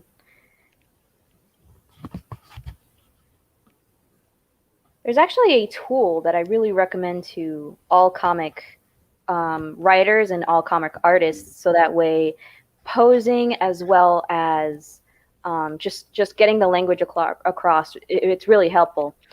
It's called Magic Poser, and basically what it is, they give you pre-made models that you can move around. So think about the lame wooden dolls that like artists use, but realistic in a digital format that is very malleable.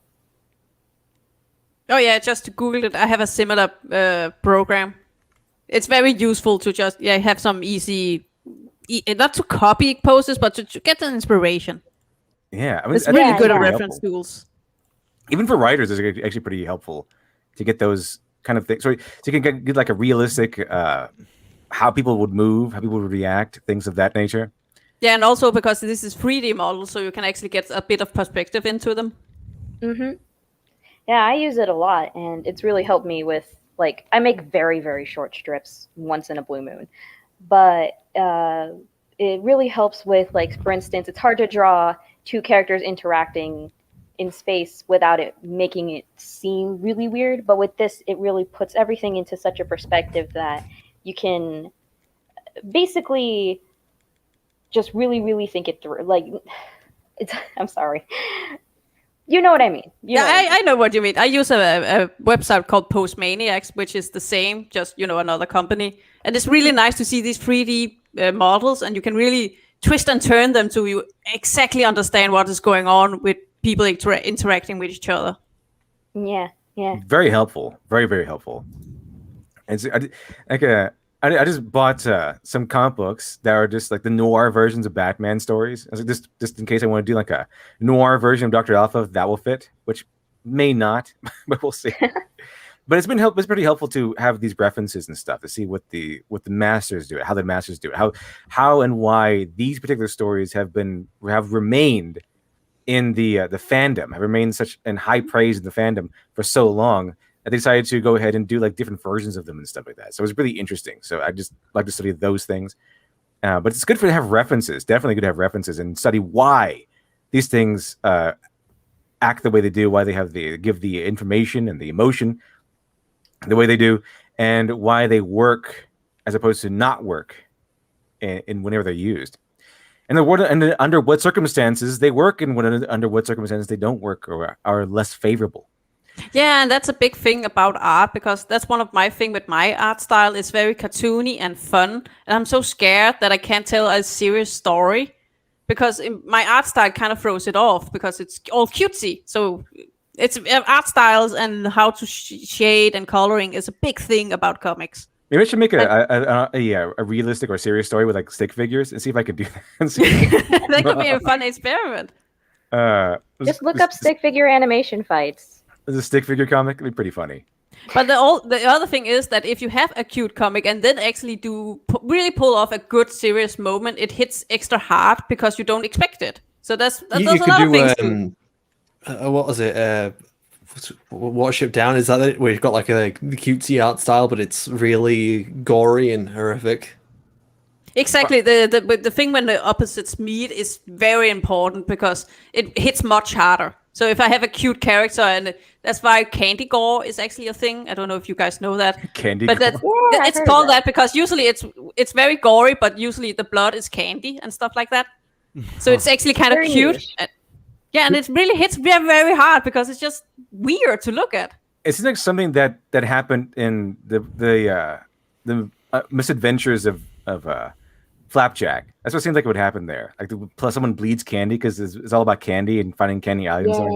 Yeah, but these horrific things happens, but it's candy, so that's the fun part or interesting. I don't know if it's fun, but it's interesting. Even worse if someone ate the candy. Oh, you know what? That reminds me it reminds me of Samurai Jack again because Samurai Jack is to Samurai Jack with Devil. That or American Psycho. One of those two. All roads lead to Samurai Jack. But Samurai Psycho. But, Sorry. Samurai Psycho. I want that comic. Samurai stuff. You know what I mean. There we go. But the thing is with that is because he's a samurai and his main weapon is a sword, and he has to slice through people, but it's supposed to be like a kid show. There's every enemy he fights that he kills turns out to be a robot. Yeah, they do that a lot in action cartoons, especially in the early 2000s. Exactly. Like even in Dexter, I think they did that. They can't even say the word kill in Avatar: The Last Airbender. It's hilarious. It's pretty funny. It's like he passed on. He moved on. Azula literally said, "I'm about to celebrate being an only child." That's pretty clever. That is so clever. It's other sense you would say. Actually ends up having more of an impact though than just saying, "I'm going to kill you. I'm going to enjoy being an only child." That I think that fits much better with the character and has much more of an impact with the line. I think it does too. Brevity is the source of wit.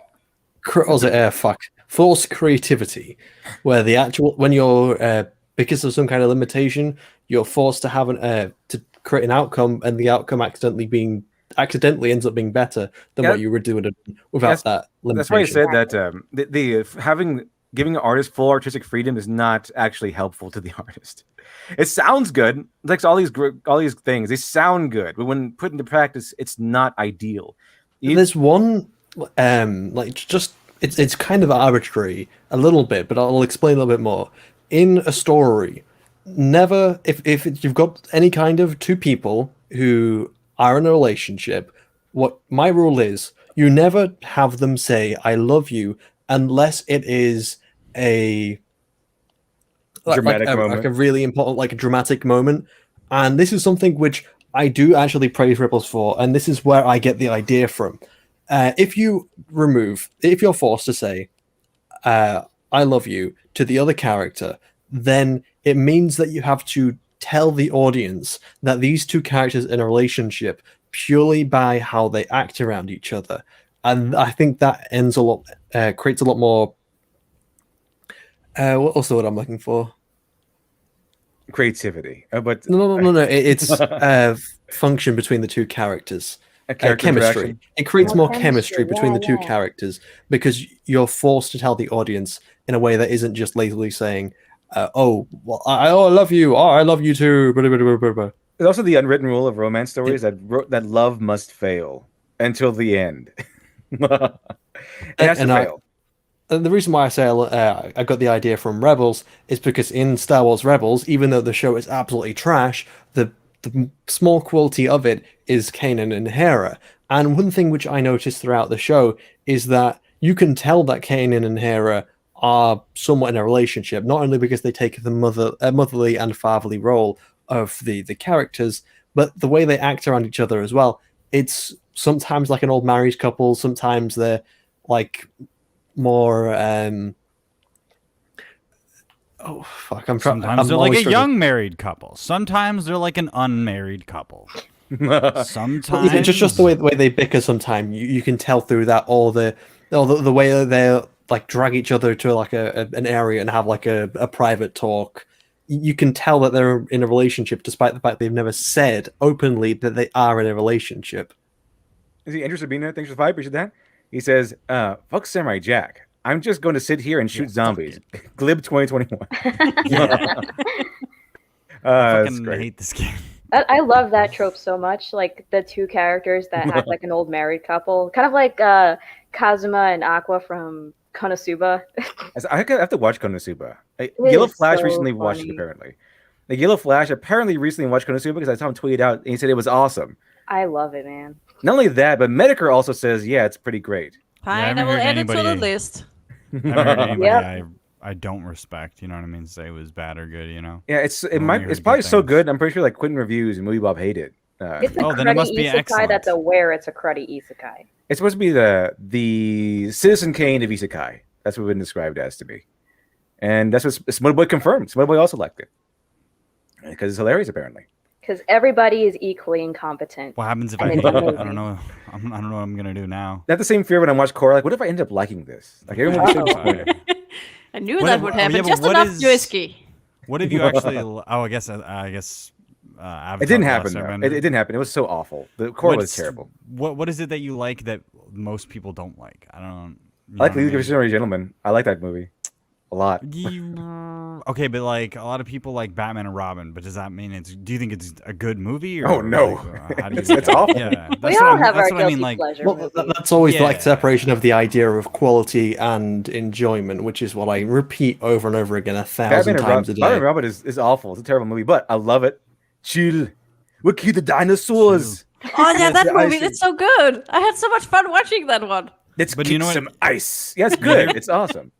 You hear people say how bad Batman and Robin is, but nobody ever says how bad it's good Batman Forever is. Everybody's just like, it's not even funny. Like, one with the Batman and Riddler, Robin right? is fun, but Batman Forever isn't. And Batman it's Forever not is the one with the Riddler, isn't it? Yeah, it's the one with Val Kilmer too. Yeah, I like that one as well. It's not Yeah. good, but I like all those like those Batman movies and maybe before the Nolan stuff. I like all of those. I but wouldn't it's go not so like, far as I wouldn't go so far as to say that I like Tim Burton's Batman the least out of all. It's not serious though. Yeah, exactly. It's really fun. It's really fun.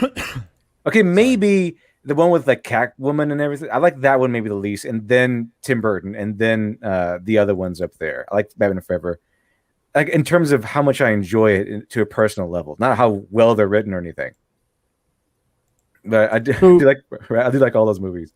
To further add upon forced creativity, I know some people ask us, okay, why, when you have like the limitations of like, for example, when you're going to Force Awakens, when you talk about a character like Rey, when you analyze the reason why Rey is the way she is because they set so many limitations of like what she could and couldn't do. Like she couldn't be weak, she couldn't be this, that, and the other. She had to be this, and those are the kind of a limitation isn't always going to end up being resulting in something which is going to be better than what you would have had without the limitation. It's a limitation.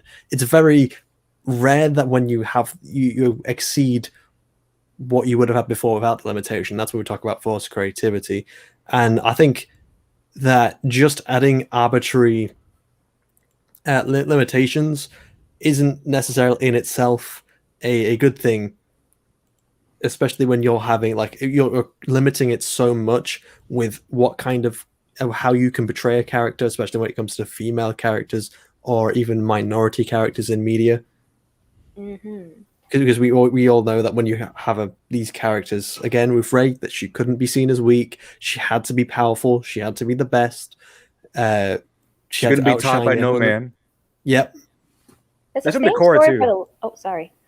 This is going to say that Korra did the same thing. She had to kind of teach herself everything because Tenzin was a really terrible mentor.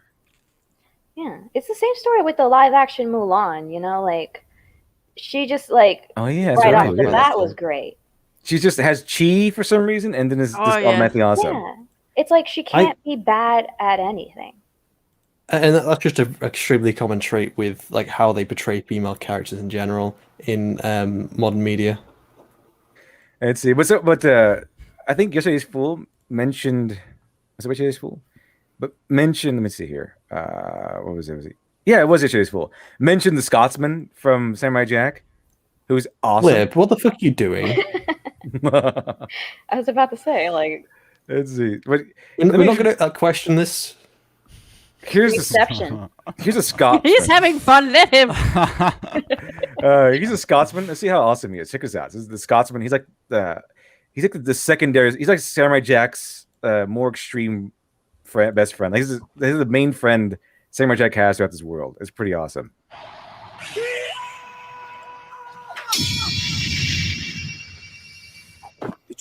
It's very laggy. Magic runes. They cannot break through my sword. It's good stuff. He's like missing all these teeth. It's awesome. It's your average Scot. There's one time where he goes in and he kind of seeks out Samurai Jack because his wife has been kidnapped. The Scotsman's wife has been kidnapped. That's his name, by the way, the Scotsman. His name is his wife has been kidnapped by a bunch of Celtic demons, and they're all like robots and stuff. But his wife is enormous. Like, it takes them both to carry her out, and she's like bigger than both of them combined. And she's complaining the entire time. And like, oh, my incoming husband thinks he has a stranger pick up a dress. And it's all because they're like going down the stairs, and Samurai Jack he's carrying her. He has her legs, and the Scotsman has her back, and like and so like they have to switch because she's complaining about, oh, you let a stranger pick up my dress, all stuff like that. And so they switch around, and they switch, like, you just have to keep placating her, but he's just head over heels in love with her. Like, oh, my sweet darling, she's so petite and all alone, and she's gonna be all scared and all that stuff like that. It's great, and then she just kills everyone for them. I just thought because Scotsmen's honorary Vikings, so they're honorary Scandinavians, so I can relate to that. Just like that's just not what we in the North just treat the women. Look, when you know a Scotsman, you just know that it's like 70% complaining. Yeah, pretty much. That's actually, you know what? If you really want to portray the Scottish in like a realistic light, it's mostly just complaining. You know, and that's how the Scandinavians are too. I've actually heard that. That's actually something I've heard about. That the Scotsmen are just the Scottish just complain all the time. Yes, and it's like they have very much like a victim mentality again. But like they like to play a lot of banter as well. Like they'll make jabs at like people's ethnicity. So I had a Scottish mate who used to make jab at the Welsh, the Irish, the English, the French bloke, as well as the Americans. Like he would constantly make jabs. But whenever anyone made a jab, him being Scottish, he was always so upset. And it's kind of something which I've noticed with so many Scots, that they can always dish it, but they can never take it. Too sensitive for their own good. Is it better now? Let me check it out. Runes, laddie. All them fancy moves will get you nowhere. Now quit your jumping around and get to fighting. And so the story here is that there's a really, really, really long bridge. Like, it takes you days to cross this rickety old bridge, and they meet, and it's really thin. And so like he's like, once you get out of the way, and Samurai Jack's like, no, you get out of the way. And then Samurai Jack's like, okay, well, I'll hang from the side, and you just pass me by. And he's like, and then he goes, so I'm stranger can look up my kilt? No way. So eventually they come in an impasse and just fight each other. Even though I'm pretty sure Samurai Jack would be able to jump over him. Oh yeah, definitely. But the Scotsman won't let him. The Scotsman's actually also pretty awesome because he has a machine gun for a leg and stuff. And also, this is a really accurate portrayal. Turn into rags. Live action rags. No, that's a cute papas. Oh, I was just looking at the Scotsman for a while. No, that's a cute puppy. And also with the Scotsman, look at this puppy. The Scotsman versus Jack. It's one of like the first or most accurate portrayals of how a male friendship starts, because they just fight for days, and then they become best friends. All the iconic friendships. All the iconic friendships.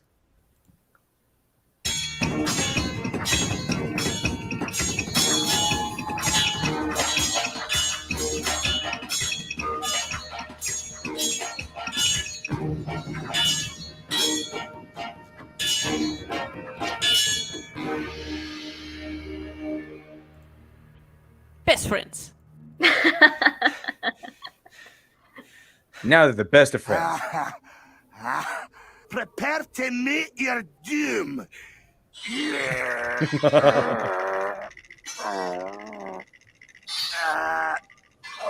I'll give you one more Kind of a chance to sportsman. give up. I am not defeated, and I shall hold my ground.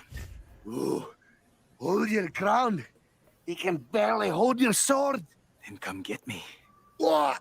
What? Seeing that I'm a sportsman, I'll give you a moment to recuperate. I give you a moment to recuperate.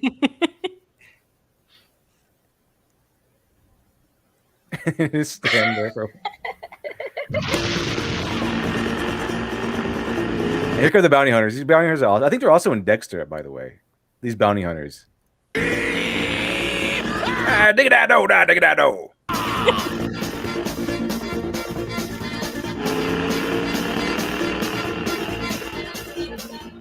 They're after me! After you! After you! They're after me! Hey, look, it's Glib. A price in my head! Aku has a price on my head!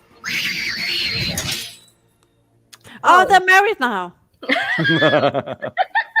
They touched hands. I wasn't ready, so.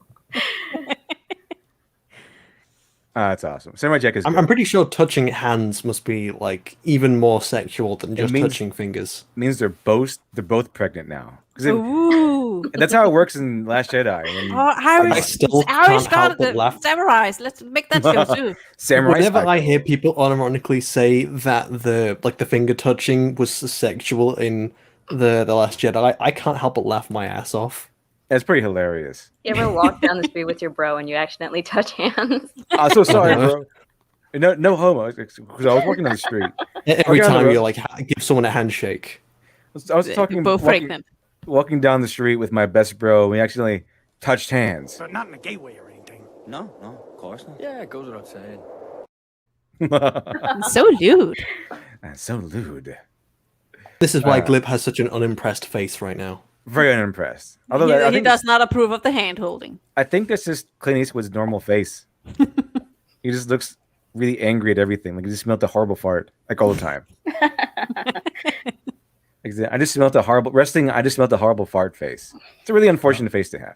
I love that I figured out how to tap into OBS's virtual cam with this. It's so easy. That's fantastic. You know, I did that for ages. That's how I did the virtual shiny. Yeah, what happened to virtual shiny? You're never doing that anymore. You replaced by partly because whenever I use the suit and there's metal in the area, it slowly damages the sensors by magnetizing them. Don't ask me how it works. I just know, and I've tried to do my best to remove as much of the metal in my room as possible, but I'm not comfortable about risking it. I can understand that. So you're not wearing anything right now? I can either confirm or deny. These are the clone boxers. Alex Hailing for 2, appreciate that. Hand holding being lewd is just an anime meme. It is. I think even they know it's an anime meme. So yeah, but it's one of my favorite because it's just so silly and innocent, and I just love it. It's just like so lewd. Because they put so much stock into it. It's just like they will build up to just the characters holding hands. Yeah, we watched an anime called Food Wars, and one of the characters are reading an adult novel, and they hold hands, and she's just like so lewd, and it's just so fun because it's so innocent. That's why I eventually want to do the character.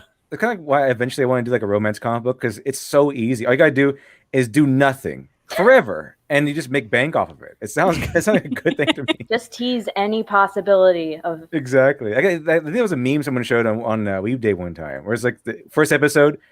It's just the guy having his head on the girl's shoulder, and he's just sleeping. And then 40th episode, same exact thing. They've progressed nowhere at 40 Sounds episodes. about right. It's great. It's like, wow, what a winning strategy. What a winning formula. You can do nothing for 40 episodes and sell each one. And Well, then people still come back. no. You can't do nothing. You have to hint at stuff. You have to give us Maybe I'll those be as little cracked golden as- nuggets Little that tease. keep us reading. Got a little, Crack got a tease it, a how to little bit. make infinite money. Just do nothing. It's like a life hack. Just write a romance and just have infinite money for I have to make you play a visual novel, Get Devil. It's about a girl that meets 2 cat boys and 3 bunny boys.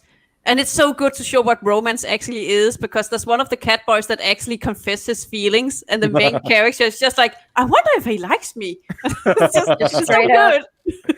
That's awesome. Just straight up, I like you. I wonder. Yeah, if I like you. next day, I messages wonder if here. he likes me. Can't tell. I can't tell at all. Also, it's bunny boys, so Shanya is probably in there somewhere. Probably. That's what be a romance novel. It's just a cat girl with a chainsaw. Be good. Awesome. Be good romance novel concept. We need Also, that.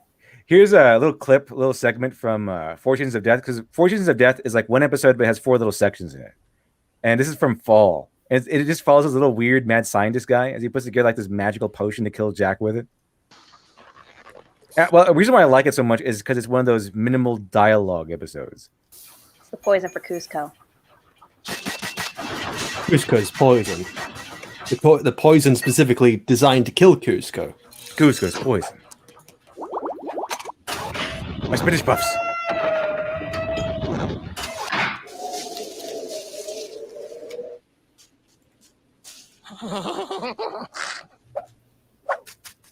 Oh, look at this little guy.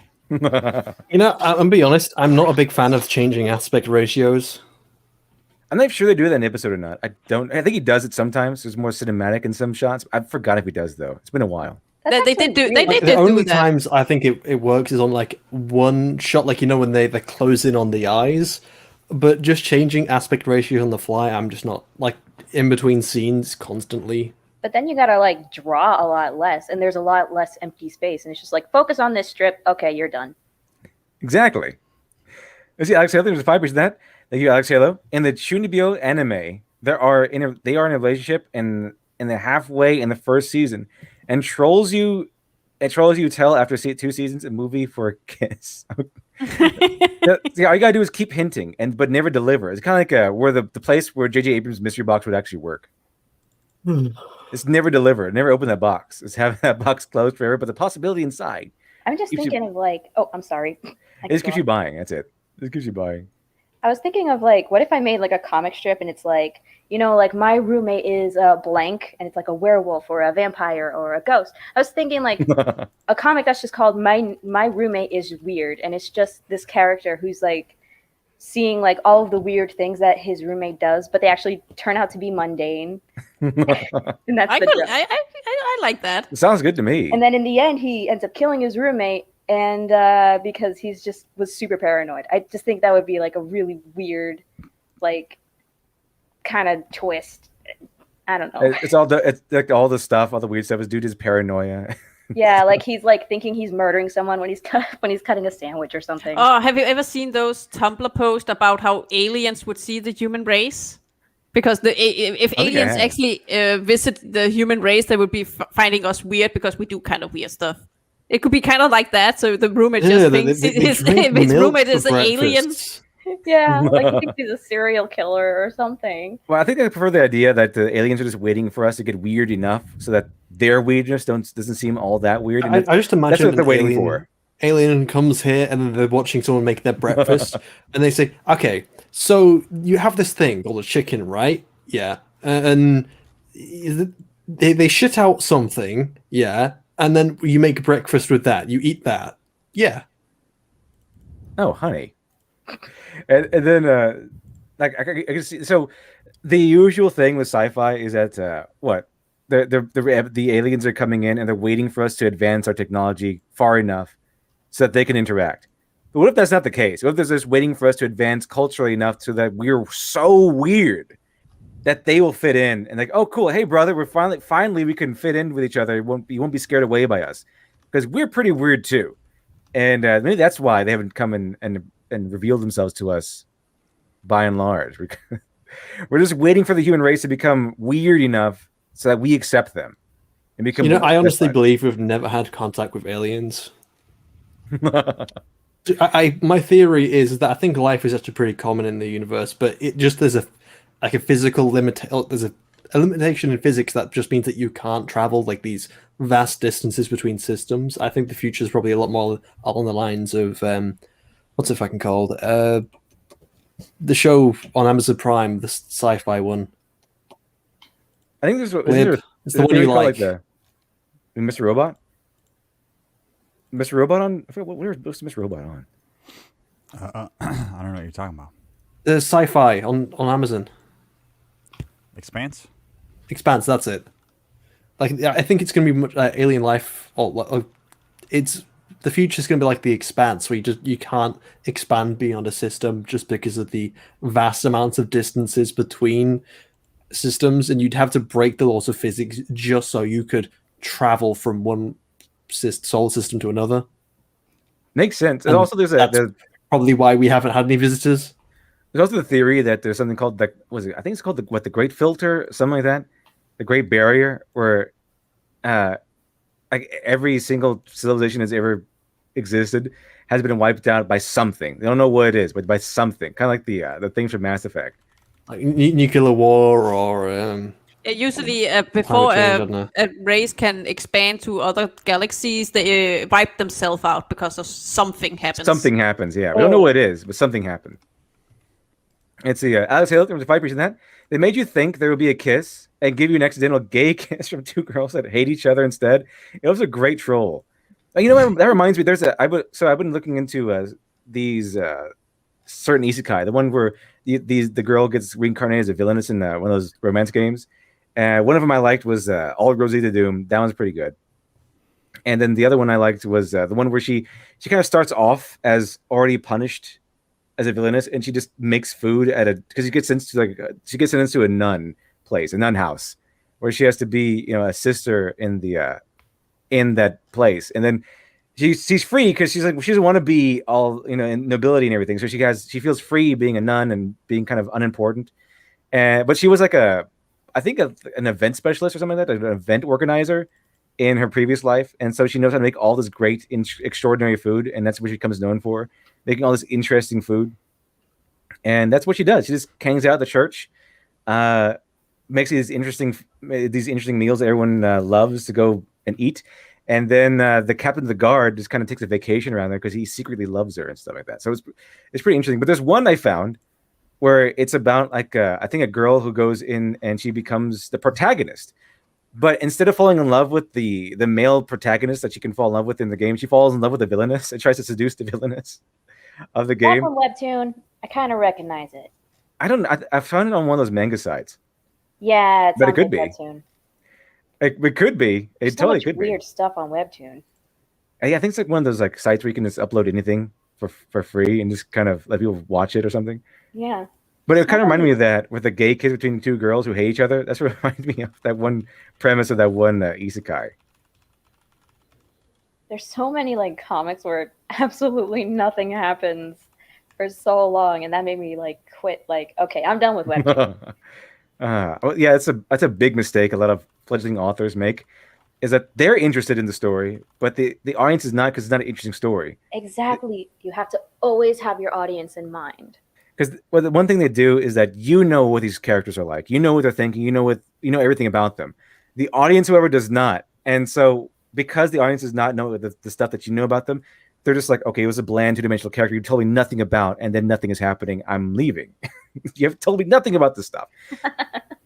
So what you have to do is you have to establish the characters, give us information and backstories and motivations and things, and then we can kind of become invested in the characters the same way you are. But usually the fledgling author mistake is, I already know the stuff, and you just kind of write assuming that the readers also know the stuff and are as invested as you are, without actually knowing everything. Especially like really long, drawn out, and gratuitous like romantic moments, and it's just exactly. Like, please, something happen. Something has to happen. Raise the stakes a little bit. Too little has happened. It's just a rookie writer mistake. Pretty much. It happens a lot with indie fiction I've read. See, Barry Ben says, "Hey, Literature Devil, you should watch Welcome to the Demon School, Iruma-kun. It's a funny show, and Iruma has a really good character arc. Has anyone heard of that one? No. Sorry. Sounds good to me. Yeah, it's Demon School. Of course you will like it. Demon School, I'm like already sold. Sounds like a light novel title. Kind of does. A little bit.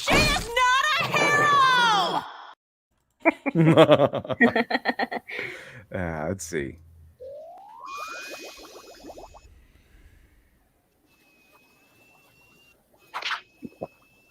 Just sweating. I just went to Crunchyroll and searched on Demon, just find that anime, and there's like 4 before this one. Welcome to Demon School. Oh my gosh. One of them is called, like, Is It Okay to Pick Up Chicks in a Dungeon or something? Oh, that one is so good. I really love that one. Yeah, that one, Smudboy likes that one. It's Smudboy likes really that one. good. It's kind of weird. Apparently, according to Smudboy, it's not really about that. It's about, like, that happens like the first story or something like that. And then I forget what happens from after that, but it's not totally about him just picking up girls in dungeons. No, because it actually about the main character. There's this tower you go to because the tower just appeared one day, and now every adventure is going into the tower because that's demons in the lower levels, and they get harder and harder. And the main character, of course, wants to be a hero and goes into the tower. And then actually he gets saved by this girl and falls madly in love with her. And it's actually about how he gets to know this girl and wants to date her because she's cool. But what I like about it is that we have all these gods, like there's some of the Nordic gods, and they actually have these heroes and send them into the tower. So we have Hestia is the main character's god. Is that the one with Femboy Loki? Yeah, that's the one with Femboy Loki, and I fucking love him. And we have Freya, which is the goddess of war and love, and she just gets so turned on by buff men fighting each other. I just love her. The predictions of the gods are so good. I mean, doesn't that happen to everybody? But yeah, I really like it because it's very creative how they show these heroes and this mystical tower, and we hope that on the bottom layer, we will find out what's going on. So it's just, a kind of a race to the bottom to find out what's going on. So it's a good fight anime. That's pretty cool. But I just love the gods and Femboy Loki. And, who can say no to that? Femboy Loki. You know what I love? I love light novels that have really long titles. I'm not sure if you've seen that trope, but they're straight up sentences. Yeah, that's what I've noticed with a lot of Japanese titles. Like this, is it wrong to pick girls in a dungeon? That's actually one of them. And then there's actually the one I was talking about where it's a nun. I forgot what exactly it's called, but it's a really long name. It's like reincarnated as a punished villainess who lives at a church and makes awesome food. It's like something like that. It's a really long title. So what did I have? I think I thought of some titles just for fun. I used to had the title like "I'll Work Villainous," but it came up with the title generator. Like the time I saw that. I just came up with the time I got reincarnated as something. That time I blank. The time I got hit by a truck and became a truck or something. I don't know. Is it weird? That's also the time I got in reincarnated and I in a world with my cell phone or something like that. And that's what I really like too. I got reincarnated as a noun. Is it weird to adverb a noun in a place? Something like that. That was probably incorrect. These really long manga titles. That'd be good. Because I was like, what's with you, Japan? Why do you... Also, Bogger McPoxter says that it's not Femboy Loki, she's just extremely fat. But in my head canon, it's actually just a trap because it's more fun like that. And it's very Loki if it's like that. Femboy Loki. It's awesome. Femboy Loki just makes so much sense. Yeah. And then Disney's the exact opposite, where the titles are just adverbs. Tangled. Frozen. Oh, yeah, exactly. Oh, right. I have never noticed that. No, not adverbs. Adjectives. I'm a dummy. Wallied. That'd be good. Incredible. That'd be awesome. I'm going to use that now. By the way, what would everyone, if you were a writer and you're given like $10,000 to write this, how would you do this? Let me pick it up real quick. So if you're given this premise and they're just paying you a flat rate of $10,000, and it only has to be like maybe 10 pages or so. It doesn't have to be that long. But how would you handle this? Superman goes to Japan and eats at restaurants. That's what the story's supposed to be about. That's the premise. That's the premise? Oh, Superman okay. just goes to Japan and what's at restaurants? Let's see, a new official Superman manga series focused on Superman eating out in Japanese restaurants. That's the whole series. That's the whole premise. Oh my gosh. Oh my god, that's hard. My first thought was to do like the interspecies reviewers. You know that anime? No. Superman just eats someplace and he just takes a picture of his food and reviews it. Yeah, something like that, but that would Make not it be very weird. interesting. Like Superman has his own Yelp account or something. Like this is awesome. He's got an Instagram where he posts Why about food. Superman though? Yeah, why It Superman? literally That could be doesn't. Gordon It doesn't have to be Ramsay. Superman in that. I want maybe to see anime Gordon Ramsay now. Oh, that could be cool. Yeah, that'd be Maybe absolutely Superman great to see visits that, like but you- really hot chili. Like it's the you have hottest to- chili in the world, and he has to survive that. Look, if you want to make some kind of animated Gordon Ramsay, then he needs to be swearing every 5 fucking seconds. No, it's God, only it's when raw. he's in the US. When he's in, UK, he's actually really nice. Oh God, it's Yeah, raw. I know the difference between the Hell's Kitchen ones, but let's be real. The entertainment value from Hell's Kitchen comes from the swearing every 5 minutes. Yeah, America makes this everything better. You're a fucking ham sandwich.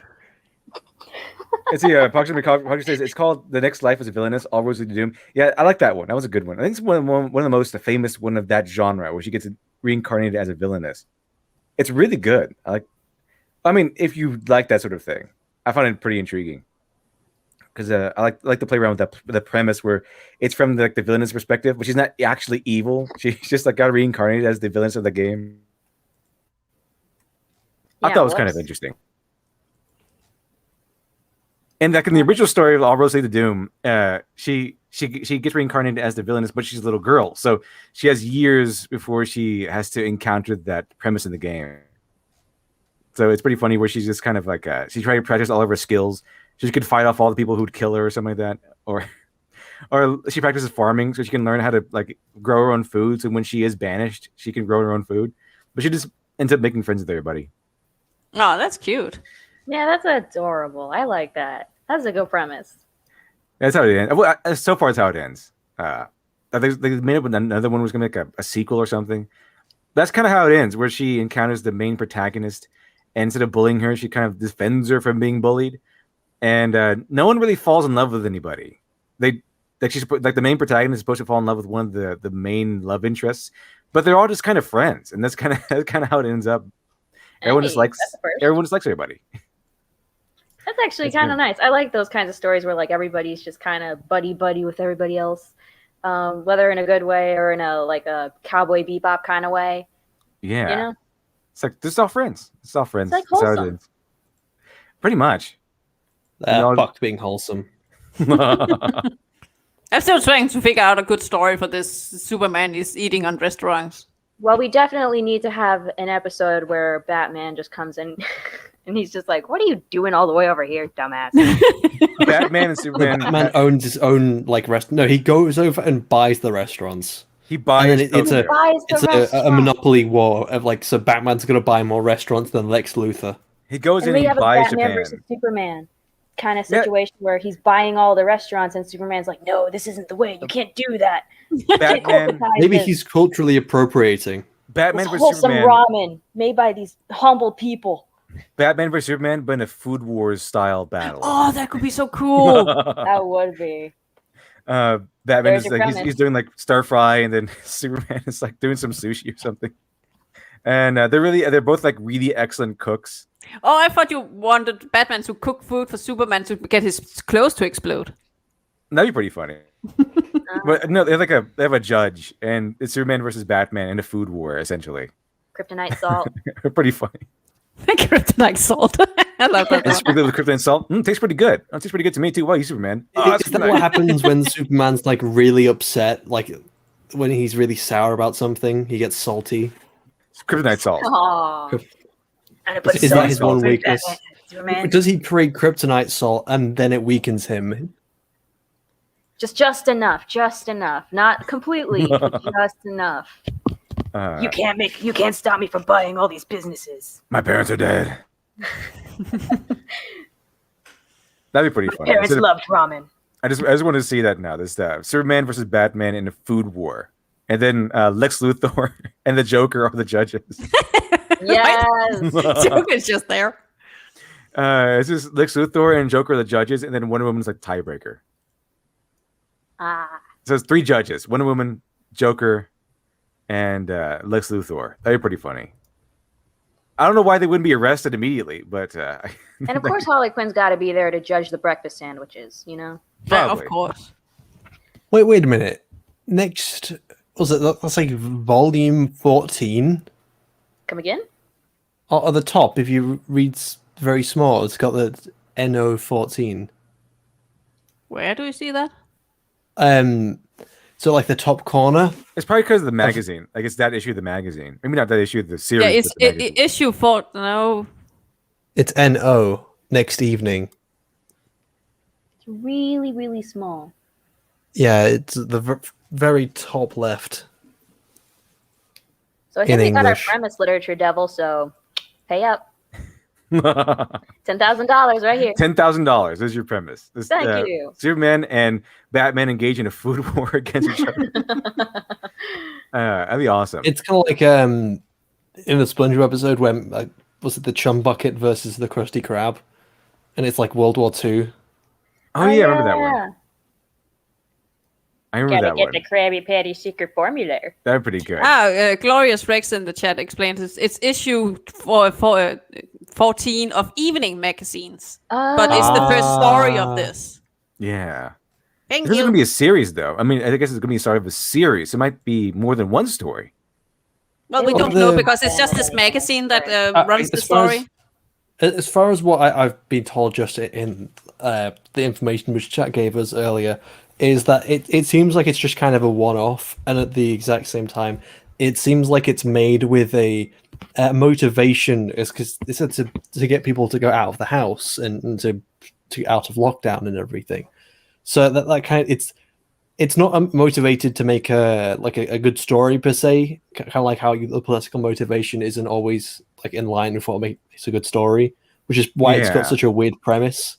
I think it's not going to have a lot of. Japan, what do you expect? The cool thing about Japan is that they're making comics to get to encourage people to leave their house. Where over here in the West, it's like they're encouraging us to stay in The forever. problem is with explicit messaging. Again, if with explicit messaging, you can't have anything which goes against that message. Which is, if a good story is not always going to stay with the message, because you've got to. Make it wide. It's not always in line. That's what I'm saying.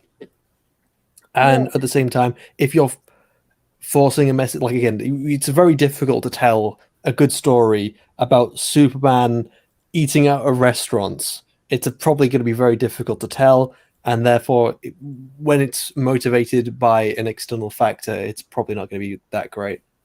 Yeah, but I still like it because this is the stuff, historian will look at to actually understand our time period, because that's what we do when we look back. We look at stuff like this because this is what we wanted people to do, and then we try to understand what people actually did. I think they call it the last 5 years like the dark period in pop culture. What if dark more than 5 years, I would say. The miserable era. Yeah. What if humanity went extinct and this is the only evidence we existed?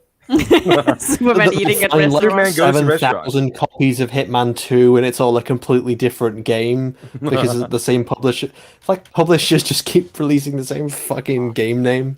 Okay, which Hitman 2 are you talking about? Like the original Hitman 2, the new Hitman 2, Hitman 2 special edition. Hitman 2. No, but they're all like completely different. Like Skyrim, Skyrim's the same game. They just alter it slightly.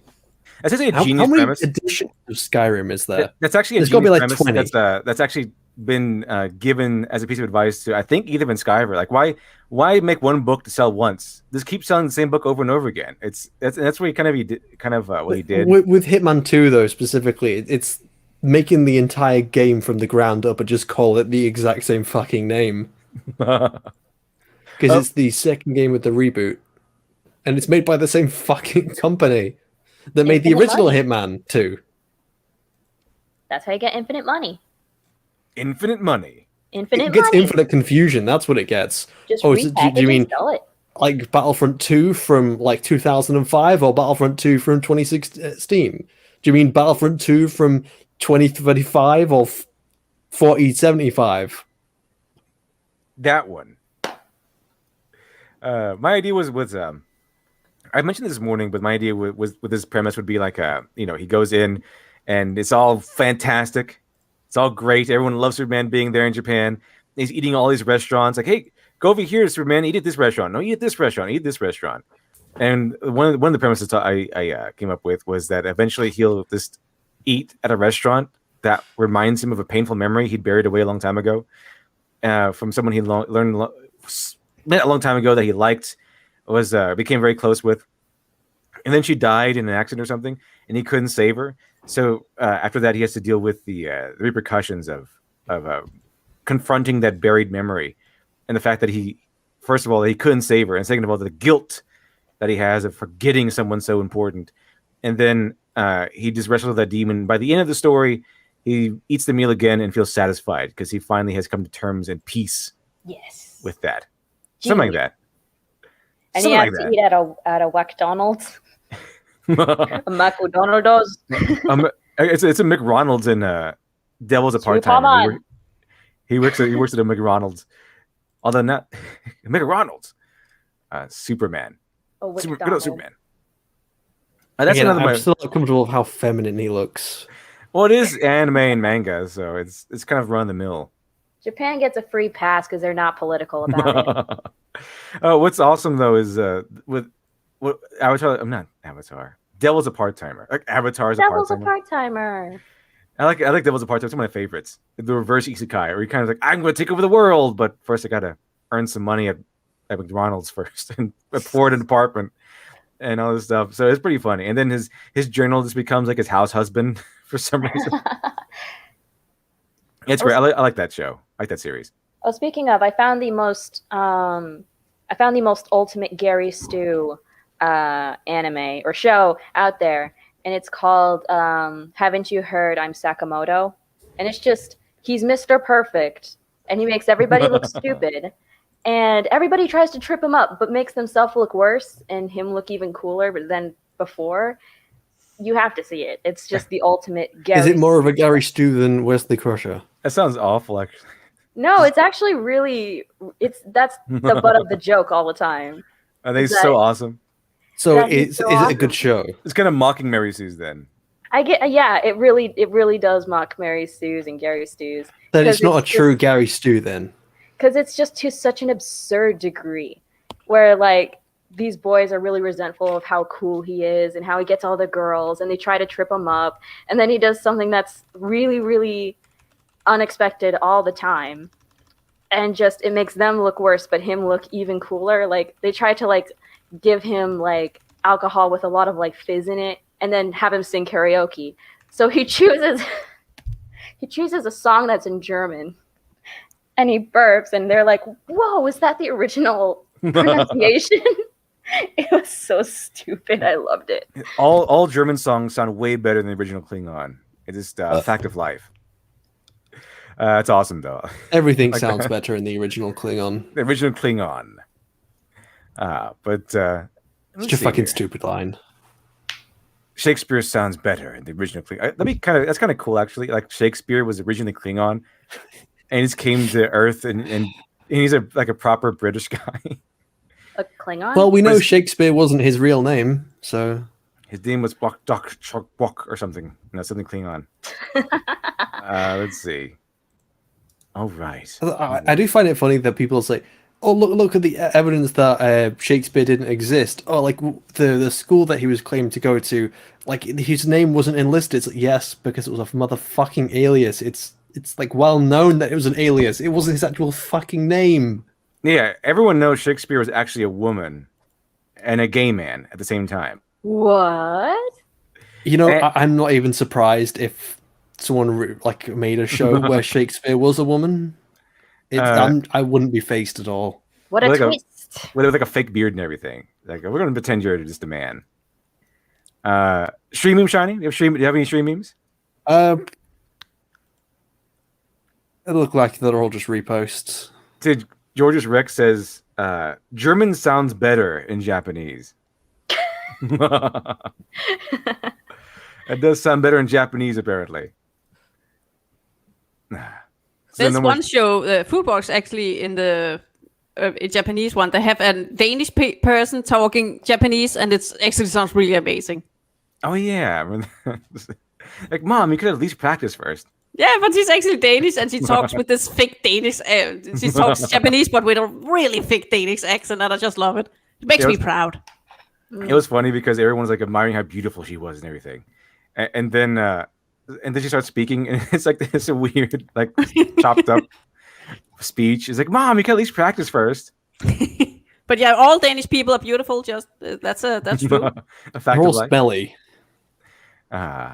Like cheese. We all know that there's no such thing as a good Danish person. I thought that was French. Like they all smell like cheese or something.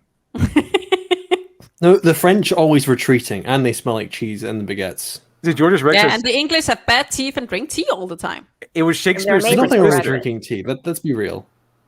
Oh, I tea can't wait. is wonderful. I can't wait for this movie. A movie about Shakespeare's secret sister who secretly wrote all of his plays for him, and he needs the credit. I can't wait for that. Oh my god, they would do that. Like an Enola Holmes. Like Enola Holmes, where they had Mycroft, first of all, a skinny Mycroft. Second of all, like it'd be like the marvelous Mycroft. Miss Mary, where she was like responsible for like her husband's like funny jokes, and without like her, he's nothing. Exactly. And it's a message on how men take all the credit for women. All the credit from women. All and of them. Shakespeare's I'm secret not going to sister. let a man take credit for a woman's work, said ironically while stealing a man's outfit. It'll be perfect when it fits and technology. It's okay for women to steal from you men because you've been oppressing us for hundreds of years. Oppressors. Now it's I love it our in turn. like Batwoman, the new one says, "I deserve this. I deserve the bat suit." It's like, no, you don't fucking This is deserve the mine now, You okay? entitled bitch. You made this? I made this. This is mine. I'm better in it anyway. So, yeah, like Enola Holmes. Like Enola Holmes, they had a Mycroft in there that was like supposed to be like really incompetent, and he's jealous of Enola Holmes and Sherlock Holmes. And she apparently the writer never read Sherlock Holmes. Mycroft is actually smarter than Sherlock Holmes, and he's better at everything than Sherlock Holmes is, except he's just really fat and lazy. Oh, it's But not a Enola new Holmes, thing. Is we've already seen that in the modern adaptation of Sherlock. Like they make Sherlock more intelligent than his brother, and like his brother needs Sherlock because he's more intelligent. yeah, because in the book, Mycroft is smarter than Sherlock Holmes. He's really But good, he's lazy. But he's lazy. I do kind of like the dynamic of him working for the government, but I'll agree that it's completely like a terrible adaptation from that point. It's nothing like the character. That's why I like him. I kind of like Mycroft's character in the Guy Ritchie Sherlock Holmes with Robert Downey Jr. because it's Stephen Fry who plays him.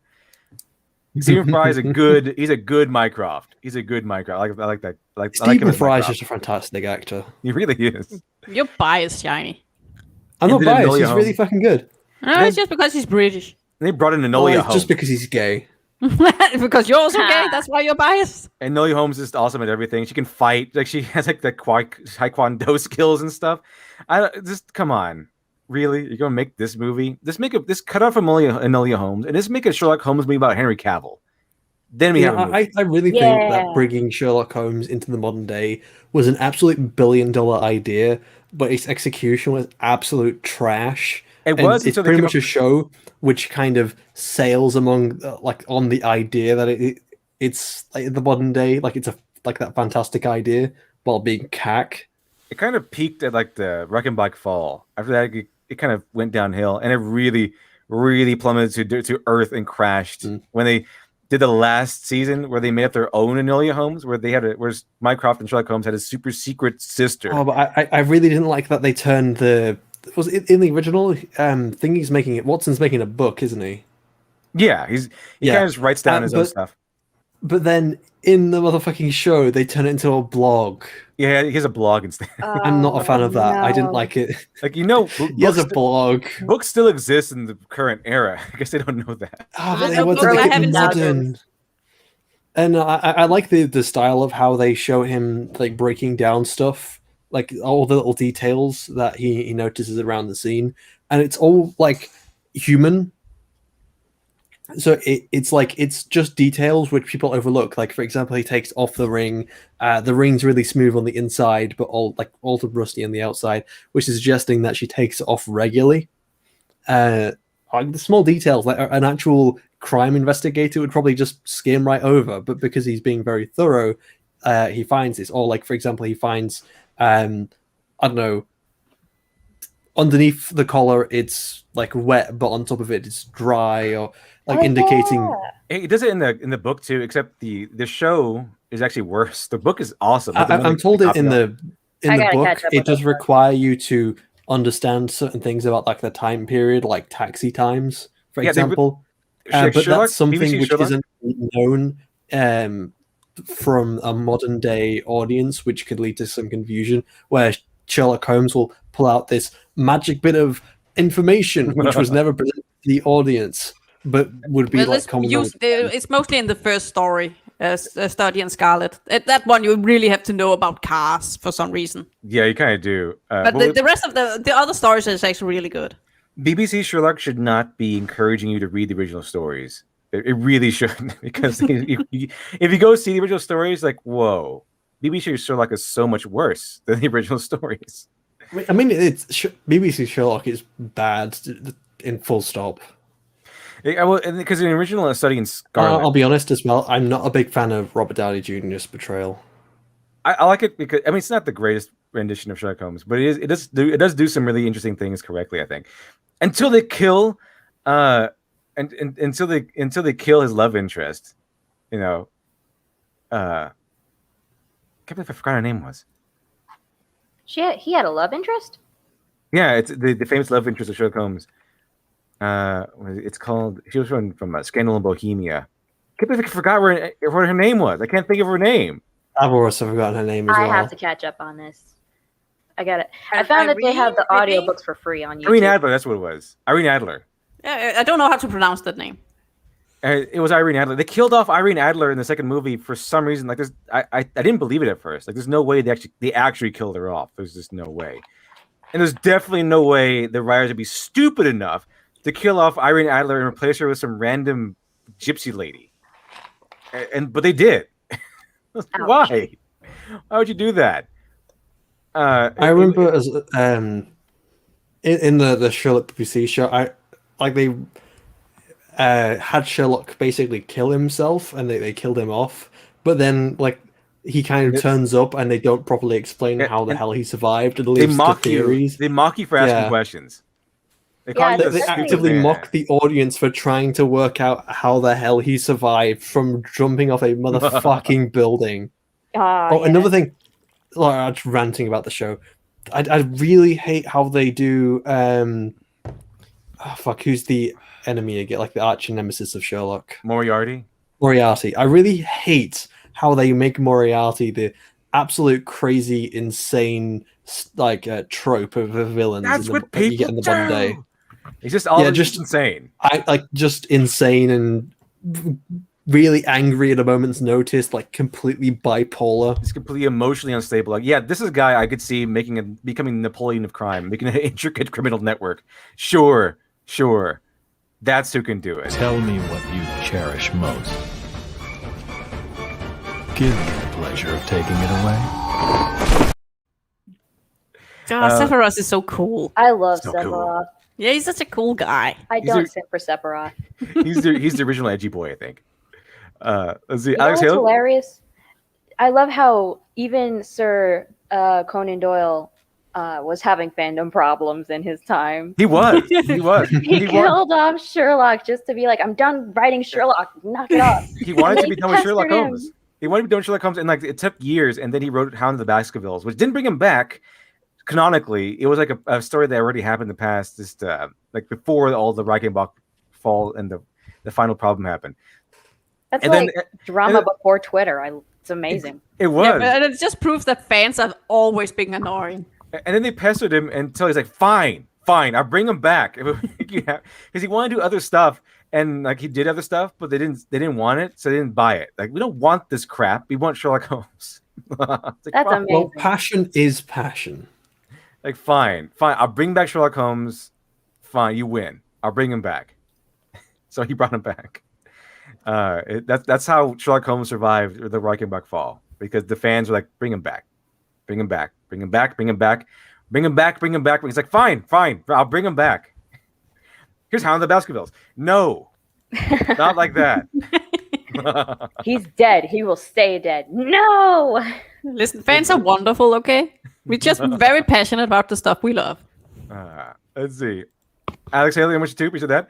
Even Fate has him as a man. Wow. And they make King Arthur a woman. I still hate that. Dude. Like the fact that they made like King Arthur a woman. I find it so fucking stupid. I haven't even watched the show. I don't even care about the show. Just I hate that idea in general. Anyway, maybe it's just because I'm so opposed to gender swapping characters. And anime. Japan does it And pretty. anime, yes, they that do as pretty well. well. I mean, they're swapping weird, so anime I is give them a break. is Chinese kryptonite. Which is why Shanya is so much fun, because it's everything Shiny hates. Shiny, cat girl shiny with a chainsaw. Furries, like It's a furry's anime. already. It's, Is it really anime though? It's more furry. well, I'm not good at drawing anime, but Neko girls are kind of anime, and Yeah, the they're whole like- nya thing. They're major trope. But anyway, I thought though that Neko girls were like human, like girls with cat ears and tails, so it wasn't really furry. it's kind of a spectrum. It is a Oh yeah, let's talk spectrum. about the How furry much spectrum. fur is on the Sorry. body, The how furry much spectrum. they're anthropomorphized. And navigated by Geo, who appears to be a rock.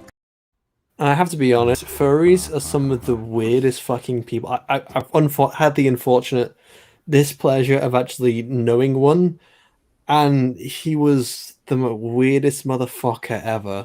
It's fun because Devil I also don't- knew one furry, and he tells me the exact same story. Yeah, I don't they're weird. know like what it is that compels these people to dress up in like these furry outfits, and like why they're so passionate about it. It's called so fun, Shiny. You strange. just don't understand it. Yeah, I also heard How do stories. they derive fun from that though? I also heard stories of some of these furries getting a suit, like a fursuit, and then get it later either. later on they sell the suit, and I'm left asking, who would buy a used fursuit? Do you know how expensive those are? So if you can buy a used one that kind of look just like your character, that's a win.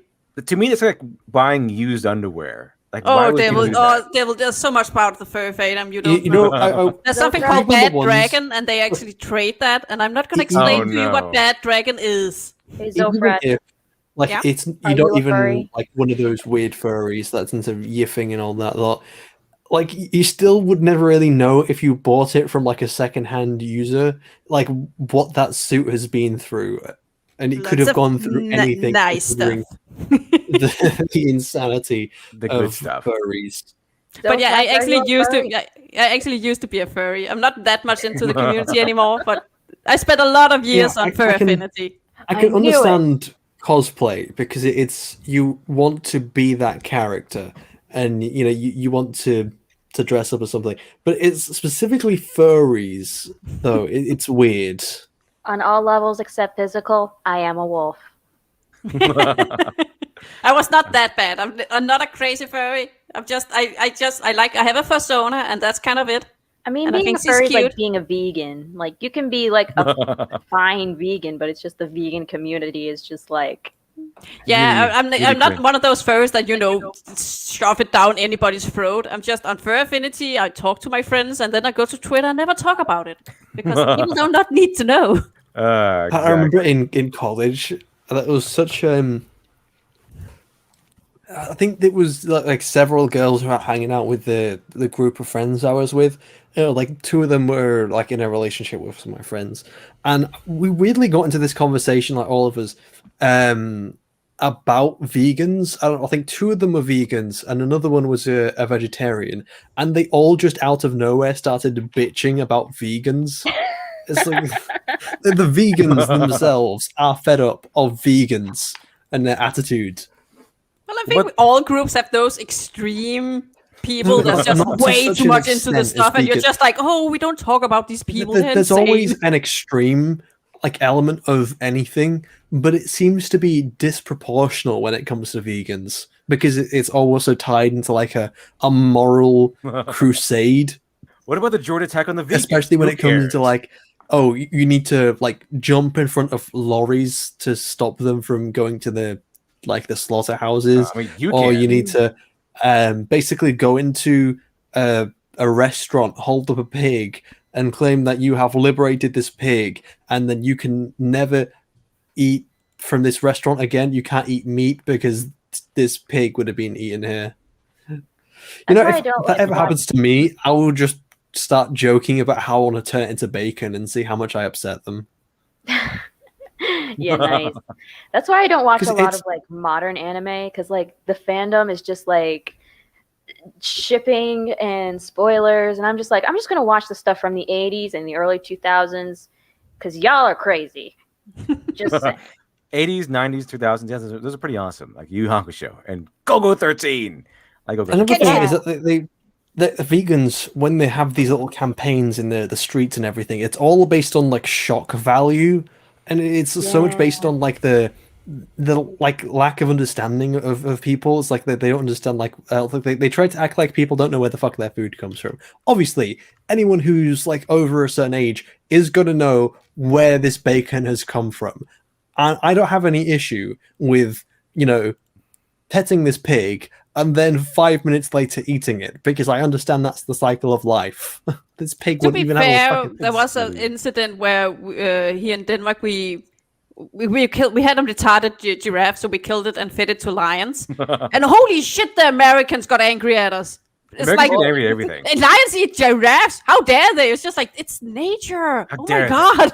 They don't understand how nature works. When it It comes was to like retarded. Come on, it was not going to survive. when it comes to feeding, like there is certain like lines I draw, like when someone fed a puppy to a snake, a Oh, yeah, human. like really, that's that's the sort of insane. line which I do draw. But when it comes to something like a rabbit, a mouse, or even a rat, then I'm fine with that. But like puppies is just far too far, and this is from a rabbit person. Like if someone sees, Oh yeah, and also someone as a gives you rabbit like person, I have no problem eating rabbit. It's delicious. if someone gives you like a human steak, you'll probably say no, right? Yes. Like 50-50 chance. Let's see. Tyler Preston. I mean, it's either someone which I wouldn't want to eat, or it's like someone like as in like they would be a someone good obviously like a person, mo- or movie it's Bob someone steak. who I wouldn't want to eat because they're a terrible person. Like if it's like an SJW, for like a instance, movie it would Bob be, steak. It would be tainted. Yeah, if I was to eat movie Bob, I'm pretty know. sure I would become tainted with movie Bob's like aura. You just turn to movie Bob for a little bit. Yeah, Tyler Preston. Just for a short second of become one with Movie exposure, Bob. you just turn into movie Bob. Oh god, that would be a horrific transformation. As the Tyler Preston thing, which super that furries do not deserve any human rights. Well, yeah, because they're animals and stuff. So I have a question. If you just turn to movie Bob for a second, would the wall behind you just turn green? probably, I think that's he get kind of Even emits the a green door. aura. They got a green aura, so that's kind of like not paint. It's just aura. It's just completely still- green. Also, Laugh just a at bunch people of who- McDonald's just spawns in front of you, and you have to eat it. You are what you eat. Speaking of green walls, it just reminded me. I always laugh at this, and when Angry Joe got his new house, he painted like he had a green screen room. I understand like painting a wall green, that's fine, but then he didn't just paint one wall green; he painted all his walls green. Oh So that's- no! I don't understand like why anyone would not think like 5 steps ahead, because maybe it's just obvious to me. Like for one, you're not going to need it, and for two, I know how fucking light works, and that light is going to reflect right back to the person, and you're going to just color them green. And he had to fix it by having lights which projected onto the person to try and like fucking like Also, it's just from fill a out decorator the green light. perspective. You never have one. Oh, You oh, always yeah, have and one sorry. wall in a certain color and the rest in a neutral color. hmm And he also had curtains as well to try and stop the green from reflecting. And then he also got a green screen. And at that point, I'm just thinking, what was the fucking point in painting all the walls? Is he poggers mid pogsters? which is the 50. Appreciate that. Since I'm kind of new, Shiny's designation number immediately. CT 2024 or 2045. 2045. Yeah. Yeah. Please don't fucking tell me this is for like a shinier thing. I don't know. Yeah. I can't fathom the machinations of Best Chat, but it might be. I support more Shanya. This is my favorite character. Shanya with a chainsaw. I'm completely okay with her being the best girl. And the way I remember my CT number is it's the year of my birth, then it's the month of my birth, then it's the day of my birth. So it's kind of like the American system where it's backwards. Oh my god, you're young. I don't like that. Let's see. Wait, say that one more You're time. just like a little You boy. fucking know. Yeah, I know. You know but how young I am. it still surprises me every time. It's just like, oh my god, Shiny's a baby. This is not a new concept. To, you know, right? I mean, I'm not going to get into it for other reasons, but like, Listen, I I'm think you used of to all like people, them it should who's be a pretty man. obvious. Let's see. So we're going to go ahead and close the stream here. About 2.5 hours. Pretty good. All right. I've So had a good time. Yeah, I hope everyone had fun. That was a Yeah, Who are you this is again? fun. Where did you come from? nice little afternoon nonsense. So, Thank you so much for having me. I appreciate it. no It problem. was fun having you. You're Yeah. nice. We need more. Yeah. I disagree. We need more people to mark Shiny. Yes. We need less girls. So, thank you, board enthusiasts, for joining us today. Thank you, Zofrats. The Thank you, boys Shiny. club. Shiny and Glib. Oh, yeah, Boys Club. Dick Society. Oh yeah. All hail Dick Society. But there's a reason Shiny is in the Shiny corner today. Shiny Corner. He's been naughty. And then thank you, I'm Best a Chat, for good always being clone. Best Chat. I hope you had a wonderful rest of your day. I see you all